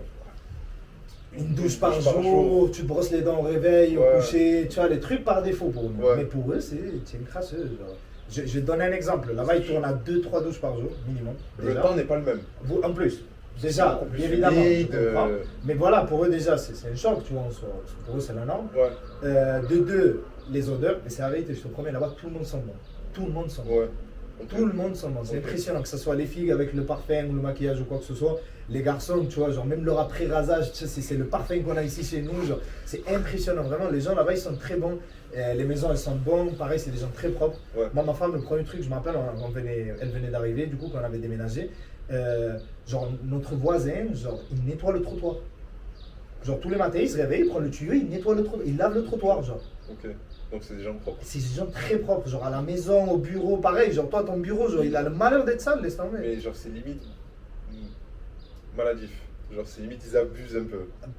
Dans certains cas, Par je pense rapport que- à non, Oui, par rapport à la norme, on va dire, Ouais, européenne, ouais. oui. Moi, je suis quelqu'un de très maniaque, donc pour moi, ça m'arrange. Mais c'est vrai que pour certaines personnes, moi, je comprends, ça peut être vu comme Ouais. maladie, comme t'as dit. Après est-ce qu'ils ont beaucoup aussi la culture. Je sais pas la culture du regard dans le sens où il faut que ça soit eux les plus beaux, eux les. Est-ce qu'il y a ce truc? Oui, ils donnent beaucoup d'importance À leur physique. aux avis externes. Mais déjà surtout de au un, match vu, est-ce qu'il y a Voilà, beaucoup de exact. match Oui, vu? oui, non, énormément, bien sûr, bien sûr. C'est là juste pour clôturer le sujet de l'hygiène. Genre, pareil, genre, nous à la pause, quand on revient de la pause, tout le monde va se brosser les dents, tu sais. Donc, t'as une queue devant la salle de bain du bureau, tu sais, genre, tout le monde va se brosser Ouais. les dents, va se coiffer. Ouais. Donc, tu vois, pareil, c'est des sûr trucs que comme. j'ai jamais vu ça en France. Voilà, moi la première fois, je m'étais dit, ok, c'est normal, tu vois, parce que même moi, des fois, ça m'arrive, genre, de manger à la maison, je me brosse les dents. Ouais. Tu vois, c'est logique, mais genre au bureau, Mais du tu coup, vas je pas me dis, prendre ta brosse à dents. au voilà, bureau, quoi. donc du coup, je me dis, est-ce que c'est vraiment parce que c'est là? Non, ok, cool, pas de souci, j'ose pas mon pays, je connais pas. Ou est-ce que c'est pas plus genre en mode, genre, Vu que tout le monde le fait. voilà, je suis genre je le fais, comme ça, genre je suis dans la dans norme, le monde, ouais. ils me regardent tous, je suis avec Ok. le groupe qui se brosse les dents, donc tout va bien. Je sais pas, Ok. je saurais pas te dire. Ok. Mais oui, non, vraiment, côté femme, tu sais, je suis pas une femme, donc je saurais pas te dire, mais côté mec, déjà de un, la vie externe, genre il est très important, genre 3 sur 10 ou peut-être 2 sur 10 mecs qui vont à la salle et qui font de la muscu de façon assidue, ils se piquent. Ils prennent Ouais. tu vois, des anabolisants, des stéroïdes ou quoi que ce soit, tu vois. Pour paraître plus Voilà, exactement. Donc pour Ok. te dire, genre pour eux, c'est beaucoup plus allant qu'ici. D'accord. Les filles, pareil, il y a Mais est-ce énormément de qu'ils- chirurgie. mais est-ce de qu'ils petits voient, trucs. mais est-ce qu'ils voient ça comme. Enfin, c'est pas tabou. Non. Ouais, voilà. Non, Alors non, qu'en non, France, pas- tu t'es chargé, ça y Oui, est. oui, exact. C'est pas quelque chose qu'on parle, on va dire, dont on en parle comme ça, genre au café, mais C'est c'est pas tabou. normal. Non, nous par exemple au bureau, ben, justement, on a un garçon qui est un peu grassouillé, un autre garçon qui est piqué genre à mort, tu vois. Et souvent ils se piquent entre eux, tu vois. L'un il lui dit ouais, elle va faire plus de sport, il lui dit ouais, arrête de te piquer, tu vois. Donc on en rigole au Ok. bureau limite, c'est. Ok. Tu vois, alors qu'ici en France, genre tu déclares devant tout le bureau que quelqu'un il se dope, genre laisse tomber. Ouais, C'est pour être vu très, Ouais, très déjà, mal il y en a- vu, tu vois. Il y en a déjà là, ouais, ils pensent que. Exact. La créatine, tu vois, ça y est. Pour eux, la créativité. Voilà, tu vois, c'est dommage. attention, genre. Bon, je suis pas le plus athlétique du monde, mais ok. Ok, ouais, je plaisir, comprends. quoi, tu vois. Je comprends. Et, là, on va passer plus sur l'aspect culturel et tout. Est-ce que tu as voyagé dans le pays? Oui, pas tout ce que j'aurais voulu, mais oui. T'as fait Rio, t'as fait. Pas encore Rio. T'as pas- Malheureusement, ouais, non, j'avais prévu d'y aller, mais j'avais eu un petit imprévu. Mais j'ai visité pas mal déjà la région de Sao Paulo. Ok. Pareil, comme je t'ai dit, c'est une région très grande, donc tu as côté montagne, côté cascade, rivière, Pas plage. Ah, t'as la plage. Oui, oui, le littoral du coup de Sao Paulo, tu as Santos, tu sais, la ville connue là où genre le club de foot de Neymar, etc.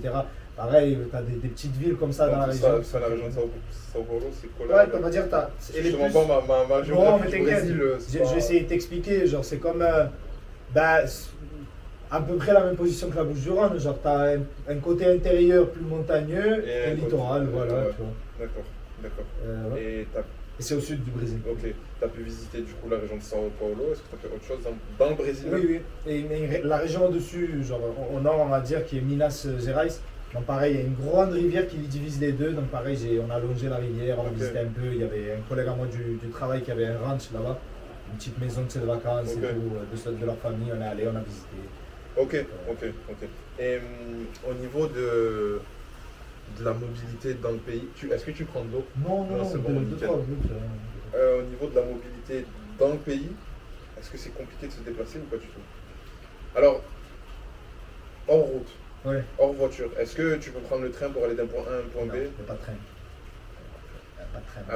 Avion, c'est bien Avion, desservi. t'en as des avions. Justement, c'est pour ça, c'est ce que j'allais dire oui et non. C'est-à-dire, oui, t'as plein de possibilités, mais c'est des possibilités compliquées pour nous Européens. C'est-à-dire, comme je t'ai dit, déjà, t'as pas de train. T'as des cars qui vont de partout et des très bons cars. C'est-à-dire, Ouais. c'est pas les cars d'ici, genre un Flixbus, où surtout pour nous, tu sais, on fait plus d'1m75, tu vas crever, genre c'est mort, c'est pas fait pour nous. Là-bas, vraiment, les cars, tu peux te. Tu sais, c'est fait pour que tu puisses Ouais, te ouais. coucher, genre vraiment, c'est top. Parce qu'ils savent que tu vas faire beaucoup d'heures de route. Donc, C'est des grandes distances, hein. ouais. C'est des très grandes distances. Toi, donc, pour donner un ordre d'idée, Oui. t'es à combien de temps de Sao Paulo? 5 Ville, heures. hein. 5 heures. Ah ouais, non, c'est Non, non, c'est. Mais en termes de kilomètres, t'as combien de kilomètres? 400, on va dire. Sao Paulo, en fait, c'est très grand. La ville, on va dire, il y a différentes entrées. Donc, carrément, je vais te dire de moi à la mer. Ouais, Je vais te donner la distance de Ouais. moi à la mer. 400-500 km. ouais, c'est comme si je faisais un. Voilà, si je veux voir l'eau salée, tu vois, c'est 400-500 km. Voilà, dans ces eaux-là, tu vois. Ouais, c'est comme si t'habitais à Lyon. Exact. Voilà, à peu près, tu vois. C'est énorme. Ouais. Et encore Lyon. Un peu plus loin que Lyon, je dirais carrément. Ouais, ouais, un peu plus. 400-500 km, ouais, c'est. Mais oui, ici, c'est carrément, tu changes de région. Ouais, c'est pour montrer à quel point le pays il est. Non, mais il est énorme. Et je gigantesque. t'ai dit, on est encore dans la même région. Hein. Je t'ai dit, on n'est même pas sorti de la Ouais. région encore. C'est carrément. Et à Rio, t'as combien de temps de Rio? Plus, 8-9 heures, là, même plus. De route? 10 heures, je pense, ouais, de route. En voiture, je te dis. Et... Dans l'avion, par contre, je te dis, t'as des avions de partout. Ouais, c'est bien ouais. fait. Et au niveau routier, c'est comment sur les axes routiers? Est-ce que c'est bien? Est-ce que c'est des longues lignes droites? Ouais, c'est ça, c'est les Ouais, longues c'est- lignes droites, c'est très des américain, autoroutes. Ouais, c'est vraiment américain, exactement. Ils ont fait un point A, un point B, allez, Point je barre, coupe au milieu, je fais une ligne exactement. droite, pas Tu de vois, c'est virage. même des fois, je te promets, tu traverses des forêts et tout, le truc, tu vois, genre la montagne et tout. Tu Ouais. dis que vraiment, ouais, ils ont pris Ils la ont l'axe le plus route, court. voilà, l'axe le plus court, une ligne droite et je trace, tu vois. Et il y a des péages. Est-ce qu'il y a des autoroutes? Ah oui, oui. Ouais, Il y a des autoroutes et il y a beaucoup de péages. Là-bas, je t'ai dit, ils ont les pauvres, vraiment, l'État brésilien, c'est vrai, on va pas rentrer dans la politique, mais ils taxent pour tout et n'importe quoi. Et les péages, c'est l'un des trucs où vraiment, moi, j'ai été choqué, je te promets. C'est. Justement, je te donne l'exemple là de mon village de Batatais, c'est à Sao Paulo à l'aéroport. Donc, c'est pas vraiment Sao Paulo ville, c'est Guarulhos, c'est une petite ville Ouais. comme Marignane, Marseille, Ouais, on va ouais. dire. J'avais mis peut-être 4h30, 5h. Et Ouais. genre en 4h30, 5h, sans te mentir, dans la même région, j'ai dû passer 10 postes de péage peut-être, genre 7-10 postes de péage, je sais pas le Et chiffre. en, en tête. et en tout, ça t'a coûté combien? 50 euros. 50 euros pour un Brésilien, je te dis. c'est 50 euros, hein? énorme. Oui, euros, Ouais, euros européens.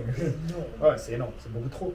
Et en plus de ça, les Brésiliens payent une taxe pour la voiture. C'est-à-dire que si tu as une voiture, tu payes une taxe qui sert à l'entretien des autoroutes. Donc le péage plus ta taxe sert à l'entretien des autoroutes. C'est énorme. Donc ouais, on en parlait avec un collègue, d'ici 10 ans, normalement, il y aura des toboggans, des hôtels gratuits et tout dans l'autoroute. Parce que comme, Ouais, je t'ai dit pareil, on va pas rentrer dans la politique. il paye beaucoup, du coup. Non, ils payent énormément. C'est trop. C'est trop. C'est un pays, je t'ai dit, ils sont surtaxés. L'inflation par rapport au salaire, tu sais, vraiment, les Ouais, pauvres, ils c'est- se sont fait dévancer, tu sais, genre vraiment. Ils vivent à crédit, je te promets, la plupart, ils vivent à crédit. Et peut-être on va repasser vite fait sur l'aspect Ouais. professionnel, mais vite 30 secondes. Oui, bien sûr. Est-ce que toi tu payes tes impôts Enfin, est-ce que tu es taxé en France ou au Brésil? En tant que VIE, tu ne reçois pas de salaire, tu reçois une indemnité. Donc t'es Donc pas taxé. Ouais, t'es pas Ouais, taxé. t'es pas taxé, ok, Voilà. d'accord. Ouais, Désolé, tout Macron. tout rentre dans ta poche, du coup. Moi, Ah là là, c'est Je magnifique. dis pas Donc tu non, payes tu aucune taxe Rien brésilienne, du tout. à part les péages. Ouais, bien sûr, les taxes voilà, sur les produits. TVA, tu vois, comme tu avais dit, voilà, des D'accord. petites bêtises comme ça, tu vois. D'accord. Pareil, même je pense, peut-être sur la facture d'électricité, ils me prendront quelque chose. Oui, des bon, petites après bêtises c'est comme la ça. TVA. Ouais, voilà, La TVA, c'est de la consommation. Voilà, il doit bien y avoir quelque chose que je paye, mais enfin, rien de fou. Ok, d'accord. Ok. Putain, ouais, pour te montrer à quel point le pays il est. Non, non, vraiment, c'est. Et t'as pu bouger hors Brésil? Oui, C'est facilement. T'as pu faire quoi? très important ça. En fait, pareil, en tant qu'Européen, toi, normalement, tu as besoin de ton passeport à la limite grand max. Tu sais, par exemple, tu vas aller aux États-Unis, Bélesta, tu vas aller, Ouais. je sais pas où, un petit visa, tu sais, de touriste, peu importe, Ouais. des petites bêtises basiques. Ouais. En fait, le problème, c'est que vu que tu pars d'Europe, il n'y a pas tellement de restrictions. Mais le problème, c'est que quand tu es au Brésil, tu pars du Brésil. Donc ça n'a rien à voir. Tu es considéré comme quelqu'un qui vivait au Brésil ou qui a vécu au Brésil ou qui part du Brésil. Même si t'as un passeport puissant. Exact. Donc tu peux. Dans certains trucs, c'est-à-dire, tu as le passeport européen. Ok, tu es européen. Maintenant, tu peux être porteur de maladies brésiliennes. Tu peux être porteur de. Enfin, tu peux être affilié à certaines choses. Donc tu vois, il faut faire un peu plus gaffe avec certains sujets. Il faut se faire vacciner. Il faut beaucoup de certificats. Pas beaucoup, mais genre, il faut certains certificats de vaccination pour certains pays. Et ça, c'est très important. Je devais aller en Colombie, je ne suis pas allé parce que je n'avais pas la fièvre jaune. Genre, je ne m'étais pas fait vacciner pour la fièvre jaune, je n'avais pas de certificat. Donc, du coup, à l'aéroport, ils m'ont dit désolé, là. Non. Et la fois d'après, là, il n'y a pas très longtemps, je suis allé en République Dominicaine, j'ai pas refait l'erreur. Je suis allé me faire vacciner, j'ai eu mon certificat, ils m'ont dit Tu vas-y. m'as dit c'est bon. Voilà. Incroyable. Mais tu n'avais pas. Enfin, c'est le passeport qui prime, quoi. C'est pas parce que tu viens du Brésil que peut-être qu'il y a un visa que tu dois avoir. avec Non, le non, Costa non. Rica. Genre, ben, normalement, c'est le passeport qui prime. Je te dis ça parce que par exemple, moi, en partant du Brésil pour la République Dominicaine, ils ont vu mon passeport, ils m'ont pas dit. Ouais. Il fallait un petit visa, je l'avais, mais ils me l'ont même pas demandé. Et un collègue à moi là-bas, sa femme elle est brésilienne. Il est parti en République Dominicaine, apparemment ils lui ont posé un peu plus de questions, un peu Ouais. plus de problèmes. Donc je me dis, il doit y avoir une différence, le passeport prime quand même. D'accord. Mais il y a certaines choses qu'il faut obligatoirement. Ça veut dire Ok. par exemple le vaccin. etc. Ouais, donc il y a des restrictions sanitaires. Il y a des restrictions sanitaires, Ok. évidemment. Ok. Du coup, t'es toujours pas allé à Rio, je te pose la question sur Non, le carnaval. non, tu l'as non, pas non. fait. Mais est-ce que le carnaval c'est qu'à Rio ou c'est. Non, non, c'est une fête nationale. Ah ouais, Ah ouais, non, le carnaval pour eux c'est genre Noël, Donc, tu on l'as va dire. Ouais, ouais. fêté, Oui, bien sûr, c'est comme on va dire comme le 14 juillet ici en France, genre, Ok, quelque chose ok. de national. Et c'était comment? Ah, c'était super, C'était franchement. char et tout? Ah oui, oui, oui. Char, Non, non, danse, mec, c'est vraiment, je te dis, moi j'étais, ben justement, j'ai participé un peu au carnaval, après je suis parti en vacances en République Dominicaine, Ok. mais On va plus en plus, là. ouais, bon ça va, franchement, moi, en tout cas là ça me dérange pas. Attends, Tu as l'impression- on s'avance un peu. Hop là. Donc je te disais, genre, moi j'ai vécu un peu, on va dire, le début, un peu j'ai vu ce qu'ils avaient à proposer, entre guillemets, et franchement, pour la faire courte, c'est une fête nationale, donc du coup tout le monde est en congé, on va dire en férié, quoi, Ok. tu vois. Il y a des boîtes qui ferment carrément pour la semaine, comme Noël par exemple, tu sais, des fois il y a des usines qui ferment la semaine, Ouais. 2 semaines carrément Ouais. de Noël, le Nouvel An, etc. Donc là-bas, nous, notre usine a été fermée toute la semaine, Ok. donc genre on était en Ouais, congé. t'es en vacances, quoi. Voilà. Et genre tout le monde, mais vraiment quand je te dis tout le monde, c'est tout le monde. Le directeur, il est habillé en fluo en train de danser. La comptable, elle est pareille, genre avec des plumes en train de danser. Ton voisin qui a 60 ans, pareil, il est en train de Ouais, danser. une fête C'est nationale. vraiment une fête nationale, mais tout le monde d'accord, C'est tout le monde bonne attend ambiance. que ça. T'as genre 2-3 semaines de préparation, tu vois, que tout le monde commence déjà à être chaud. Une très belle ambiance, de la musique dans les rues. Les commerçants, tu sais, genre le mec en même temps que, je sais pas moi, tu sais, il a pas de clients dans son stand à glace, mais en même temps il est en train de faire son costume, tu sais, pour le... ok.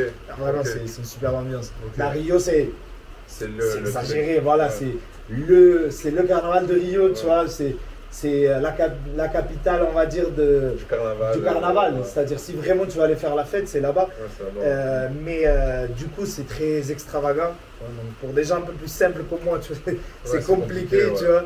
Mais par exemple, si tu vas aller faire la fête, c'est là-bas. Et pareil, si tu veux vivre la vraie expérience locale, moi personnellement, je le déconseille parce que genre 3/4 des gens que tu vas croiser, c'est des touristes. Ouais, Là, faut pas Rio, s'aveugler. Voilà, exact. Rio. Tu sais très bien Rio. qu'il y aura que des touristes. Donc voilà, un collègue à moi, il est allé avec sa famille, il m'a dit, mec, j'entendais plus parler. Bon, entre temps, je me suis changé parce qu'il commence à faire un peu froid. Du coup, tu nous parlais du carnaval de Rio, ouais, c'est la fête nationale. Exact, voilà, c'est un moment où genre, vraiment tout le pays s'arrête. De toute façon, là, avec Neymar, vous l'avez vu, tu vois. C'est très important pour eux. Ça dure, c'est que sur un jour. Sur la semaine. Sur la Ok. semaine. Il y a le jour du carnaval. C'est la fête, mais voilà, les préparatifs, exact. c'est sur. Plus un week-end prolongé, on va dire. Tu vois, voilà, genre 2, 3, 4 jours, tu vois, selon Ok. la ville, etc. Ok, maintenant je vais passer à un sujet que moi je trouve très important. C'est la bouffe. Ça Je dit suis quoi au d'accord. Brésil? Est-ce qu'on mange bien? On va parler des restrictions Oui. entre guillemets alimentaires que tu as et que, bref, moi je détaille à chaque fois. C'est comment la bouffe là-bas? Ah, vraiment, c'est très bon. Que ce soit leur bouffe, on va dire, en termes de plats locaux, Ouais. etc., c'est très bon. Ils mangent très bien, c'est-à-dire vraiment leur nutrition c'est elle est très diététique. complète, c'est très diététique, c'est très. Même si on va dire ils ont tendance à cuisiner très gras, beaucoup de fritures, etc. Sur le reste, franchement, c'est très complet. C'est le plat par défaut, on dirait ici, peut-être en France, des pâtes ou un truc comme Ouais. ça. Là-bas, c'est du riz avec des haricots, donc tu vois le truc. Ouais, ouais, C'est très. c'est healthy quoi. Voilà, c'est healthy, c'est complet. Et même la matière première, on va dire, de base, elle est très bonne. Genre les fruits là-bas, ils sont excellents, les légumes pareil. T'as des très bonnes viandes, Il y a t'as des des très OGM bons là-bas? poissons. Il y en a, Ouais, des il y en a, OGM. il y en a. Mais c'est beaucoup plus simple de trouver du bio qu'ici. Ça, c'est D'accord, ouais, il y a beaucoup de petits producteurs. clair. Oui, oui, là. beaucoup plus, beaucoup plus. Ok. Et l'épisode restriction alimentaire, à chaque fois, on l'a Ah, toujours. évidemment. Au niveau, du poisson, je pense que. Non, pas de problème. hein. Y a pas de Bon, moi problème. je suis pas côté mer, mais il y a des rivières, donc il y a des poissons de rivière, tu sais, ils Ok. sont très bons aussi. Mais tu manges du poisson là-bas, Ah oui, pas oui, de oui. problème.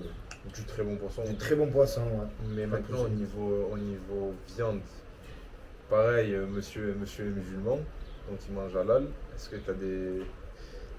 Est-ce que tu as des possibilités? Ah, c'était compliqué au début, je te cache pas, c'était très compliqué. Et après, j'ai eu la chance que ben, justement le garçon que je t'avais dit, le belge, qui était venu bien Ouais. avant, donc au tout début, il y a quelques années, Ouais. il est musulman aussi. Et en fait, ben, lui, il avait fait les recherches en avance. Donc le mec, il a fini par trouver un gars donc, à Sao Paulo ville qui livre de la viande halal. Et du coup, voilà, il faut juste qu'on passe la commande 2-3 jours avant et il nous la livre par car. Genre, il y a des cars qui font l'aller-retour, donc lui, il l'envoie avec Ok. et on reçoit la viande halal. Ah Ouais, ouais. Et genre, t'as pas autant de choix, on va dire, que dans une boucherie ici, C'est par normal, exemple, le coin, c'est mais normal. franchement, ça va, c'est pas mal. Genre, Ok. Et il y a des certificats, des. Oui, bien Ouais, sûr, oui. C'est le mec, de toute façon, sur son site, son Facebook, etc., t'as tous les détails. Mais ouais, Ok, c'est cool. ok. Et la qualité de la viande là-bas. Ouais, mec, rien à voir avec l'Europe, c'est 10 sur 10. Mais là-bas, vraiment, une fois que tu manges la viande au Brésil, t'as Mais plus envie pareil, de- OGM aussi ou. Il y a OGM, mais genre en mode, même avec, on va dire, la viande par défaut, donc pas. C'est du boucher, quoi, Ouais. tu vois. Genre, Elle est bonne. elle est excellente. Ok. Excellentissime, Ok. même, je dirais. Parce que même les Brésiliens, ils le savent, même le Français qui va, il le sait. Moi, je suis là, je te le dis, donc tout le monde est d'accord. Donc la tu viande, vois. la viande que tu manges là-bas, elle est meilleure que là-bas. Ah oui, de loin, de très loin. Le goût, la texture, tout, la qualité, tout, c'est Ok. vraiment- Euh, au niveau enfin, si tu veux manger dehors, ça coûte cher. Bon, il y a de tous les prix, Bien sûr. mais admettons pour manger local, dans un petit truc, voilà, tu es avec madame, dehors, tu veux Ouais, sortir je- manger, vous avez la flemme de faire à manger, vous Ouais. voulez manger vite fait. Comme tu as dit, il y a de tout, mais voilà, on va dire le truc local, snack, on va dire Ouais. par défaut, un petit camion ou quoi, c'est pas cher du tout. Franchement, Ouais, le coût de la vie Oh. au global là-bas, c'est oui, rien. oui, il est très bas. Genre, on va dire, allez, peut-être un sandwich, c'est un truc classique ou un burger ou quoi. Grand max, tu vas le payer 2 euros, tu vois. Vraiment. Par Et- personne. Oui, par personne. Et le truc le plus gros, donc allez, le gros burger ou quoi, 3 euros. Ou par exemple, genre, un resto où on va souvent avec madame, genre, pour manger. À chaque fois, vraiment, on mange pour deux, mais pour avoir genre 2 personnes de plus avec nous, donc on va dire pour 3-4 personnes, allez, 10 euros, t'as pu se casser. Vraiment, largement. Boisson, du poisson, des frites, Ouais. ce que tu veux, quoi. Ok, ok. Je pose cette question à tous les invités. Enfin, les deux. On va bientôt finir. Je pose cette question à tous les invités, ces deux dernières questions. La première, c'est si tu devais changer quelque chose à ton intégration, à ton arrivée, etc., qu'est-ce que tu changerais pour qu'elle soit encore meilleure? En vrai, la réponse serait... Ou est-ce qu'en gros Ouais. tout s'est bien passé et que... Pour moi, voilà, la réponse, ça serait non, rien. Pourquoi? Parce que pour moi, justement, le fait qu'il y ait eu peut-être des imprévus et qu'il y ait des mauvaises Ouais. choses, pour moi, c'est bon. Parce que moi, t'apprends, Ouais. et même ça t'endurcit, ça te Ok. réveille aussi pour pas que, tu vois, pour que tu sois à l'affût. Mais peut-être, Si tu devais changer peut-être un petit truc, Ouais. que tu t'es gaffé sur ça, Ouais. peut-être que j'irai un peu plus doucement sur les dépenses. Parce que c'est vrai que quand tout d'un coup, on arrive avec une monnaie qui est beaucoup plus forte, tu vois, on a tendance à négliger un peu les dépenses Ouais. et ça va vite. Ouais. Et moi encore ça va, heureusement, tu sais, je suis quelqu'un de très carré, donc j'ai réussi à me gérer, mais ça va vite. Ouais, ça Ça va va vite. très très vite. Surtout que tu peux manger tous les jours dehors, que ça coûte rien. Exactement. Et si tu pars avec le style de vie européen, donc manger comme un européen, des Ouais. produits qui pour Importé. nous sont pas chers, etc., Ouais. mais qu'eux sont chers, et, tu vois, ça va vite, hein, ça va très très Ouais, vite. je comprends. Donc voilà que ça, faire gaffe avec l'argent, c'est Je tout. comprends. Et la dernière question, une anecdote. Ouf. N'importe, je l'ai dit en Ouais. off, mais vraiment n'importe une anecdote, celle qui te vient à C'est l'esprit la première. Et je t'ai dit, le truc, c'est que vraiment, genre, je sors beaucoup, donc je pourrais vraiment Ouais. te donner des péripéties qui résument le Brésil, parce que vraiment, ce pays, il est fou. Genre, vraiment, il est top, les gens, ils sont top, le pays, il est magnifique. Je te promets, chaque jour, c'est un épisode, c'est un lobby de Fortnite, Ouais. genre, t'as des personnages différents, tu sais, qui se rejoignent, genre, Je c'est comprends. vraiment trop drôle. Je genre. comprends. Non, vraiment, c'est top, mais s'il y a un truc vraiment que à chaque fois je raconte aux gens, c'est pas une anecdote, c'est plusieurs, mais c'est le même sujet, c'est les animaux. C'est que là, ici, tu vois, tu vas dans la rue, tu croises un chat, un chien. Là-bas, il y a eu plein de fois où, tu sais, genre, je sais pas, moi, tu sais, je me cale en bas d'un arbre, il y a un singe qui me tombe dessus. Tu sais, genre, pareil, on était au ranch, là où je t'avais dit, avec mon collègue du Ouais. travail, avec madame, genre, au bord de la rivière, son collègue, il part faire du kayak, il revient avec une vidéo, il me montre le truc, c'est un anaconda, genre, tu sais, c'est un serpent énorme, genre, il faisait vraiment la taille du. C'est comme si, genre, ils s'étaient enroulés autour du balcon, Ouais. là, et tout, pareil, pour eux, c'est normal. Ouais. Je roule sur la route, là, sur l'autoroute, le soir, il y a des capybaras comme ça, tu sais, qui me croisent là. C'est quoi des capybaras? Je sais pas, c'est genre combien. Après, faut que je te montre une photo, je te montrerai après. Mais genre, Je mettrai voilà, une mets une photo. photo, genre ou quoi. Mais c'est comme, je sais pas comment t'expliquer le truc, c'est comme une marmotte, mais genre mélangée avec un chien, mais genre, tu vois, genre un lapin, genre je c'est trop regarderai. bizarre, tu vois. Je Genre, regarderai. bref, il y a de tout, genre des araignées de toutes les couleurs, des serpents de toutes les couleurs, genre. Dans la rivière, pareil, genre je nageais, il y avait des poissons fous, tu sais, à côté. Ouais, genre. J'ai dit vraiment, genre là-bas c'est trop drôle, genre. C'est La faune la et. faune, ouais. Même la flore en vrai, pareil, genre t'as des fruits, tu sais, genre tu marches, il y a une goyave comme ça, des mangues, des. Tu vois, je t'ai dit vraiment c'est fou. C'est pour ça que je t'ai dit, je voulais te raconter une anecdote, mais je pense que ça Très exotique. Ouais, je comme, pense que c'est tellement impactant, genre parce que tu dis ouais ça tu le creuses dans la forêt, mais en fait non. Et même carrément, genre il y a une cascade à côté de la maison. Moi j'y étais pas, mais mon collègue il était allé avec sa copine. Et genre ils leur ont dit ouais désolé on va pas vous laisser rentrer parce que genre ils avaient vu des guépards genre. Donc ils leur ont dit ouais je pense que c'est une mauvaise idée qu'on rentre, tu vois. Donc pour te dire genre tellement c'est genre le pays en fait c'est de la forêt tu vois c'est voilà. Peut-être une dernière question, la dernière déjà, parce que Je t'en prie, je t'en j'ai prie. oublié de la poser. Je regarde juste. Ouais, c'est bon, on a le temps. Est-ce que tu te vois rester là-bas? Ouais, en vrai oui, j'aimerais bien moi au moins faire tirer l'aventure le plus possible tu vois. 10 ans? Peut-être pas. Moins? Mais 3 années, peut-être Ouais. 4 années, pourquoi Ok, pas. sur le- pourquoi le pas. court Pour moyen terme. terme, on va dire. Moyen Voilà, terme. D'accord, c'est. mais tu te vois pas. Non, pas vivre. Parce que je cherche quand même une stabilité, tu sais. Ouais, Et tu te vois pas vivre au final. Voilà, et moi je pense que j'ai pas encore cet amour-là pour le pays, pour vraiment y vivre longtemps. Et Ok. moi, ma stabilité, je l'ai retrouvée Ouais. ici. Donc voilà, tu vois. Ouais, t'es bien en France. quoi. Ouais, je t'ai dit, j'aime C'est trop juste Marseille. une Donc, petite- c'est une petite expérience. Voilà, exact. Faire tirer le plus possible. Et voilà. Ok, nickel. Bah écoute, c'était la dernière question. Merci beaucoup pour ton temps. Avec plaisir. Il y a eu plusieurs péripéties, mais bon, Ça voilà. arrive, ça arrive. Merci beaucoup et ben, on verra si ton évolution se fait et peut-être que ton On verra rapport bien. au pays changera. tu On vois, verra c'est bien, longtemps. ouais, peut-être, mais bon, comme je t'ai dit, vraiment, c'est un pays, il est top, genre, pour les gens, vraiment, c'est... Ouais, allez-y. Si vous pouvez vraiment, genre, si vous C'est avez un la pays que tu chance, conseilles, quoi. ah oui, vraiment, visitez tout, genre, t'as tellement l'Amazonie, tu sais, la côte nord-est, le sud, tout est Ouais, beau, ouais. quoi, vraiment, foncez. Ok. Ben, en tout cas, merci à tous. Ben, si vous êtes restés jusqu'à là, merci d'avoir regardé la vidéo. Encore merci Zakaria pour ton temps et ton retour. N'hésitez pas à laisser, là je vais faire le youtubeur. Vas-y. N'hésitez pas à laisser un petit like, un petit commentaire, un partage, à vous abonner à la chaîne. Et merci encore et on se retrouve pour un prochain épisode. Dimanche prochain du coup. Cet épisode là sortira dimanche. Je sais pas quand mais voilà. Et on se retrouvera pour une prochaine vidéo et une autre destination. Merci beaucoup. Au revoir. Ciao.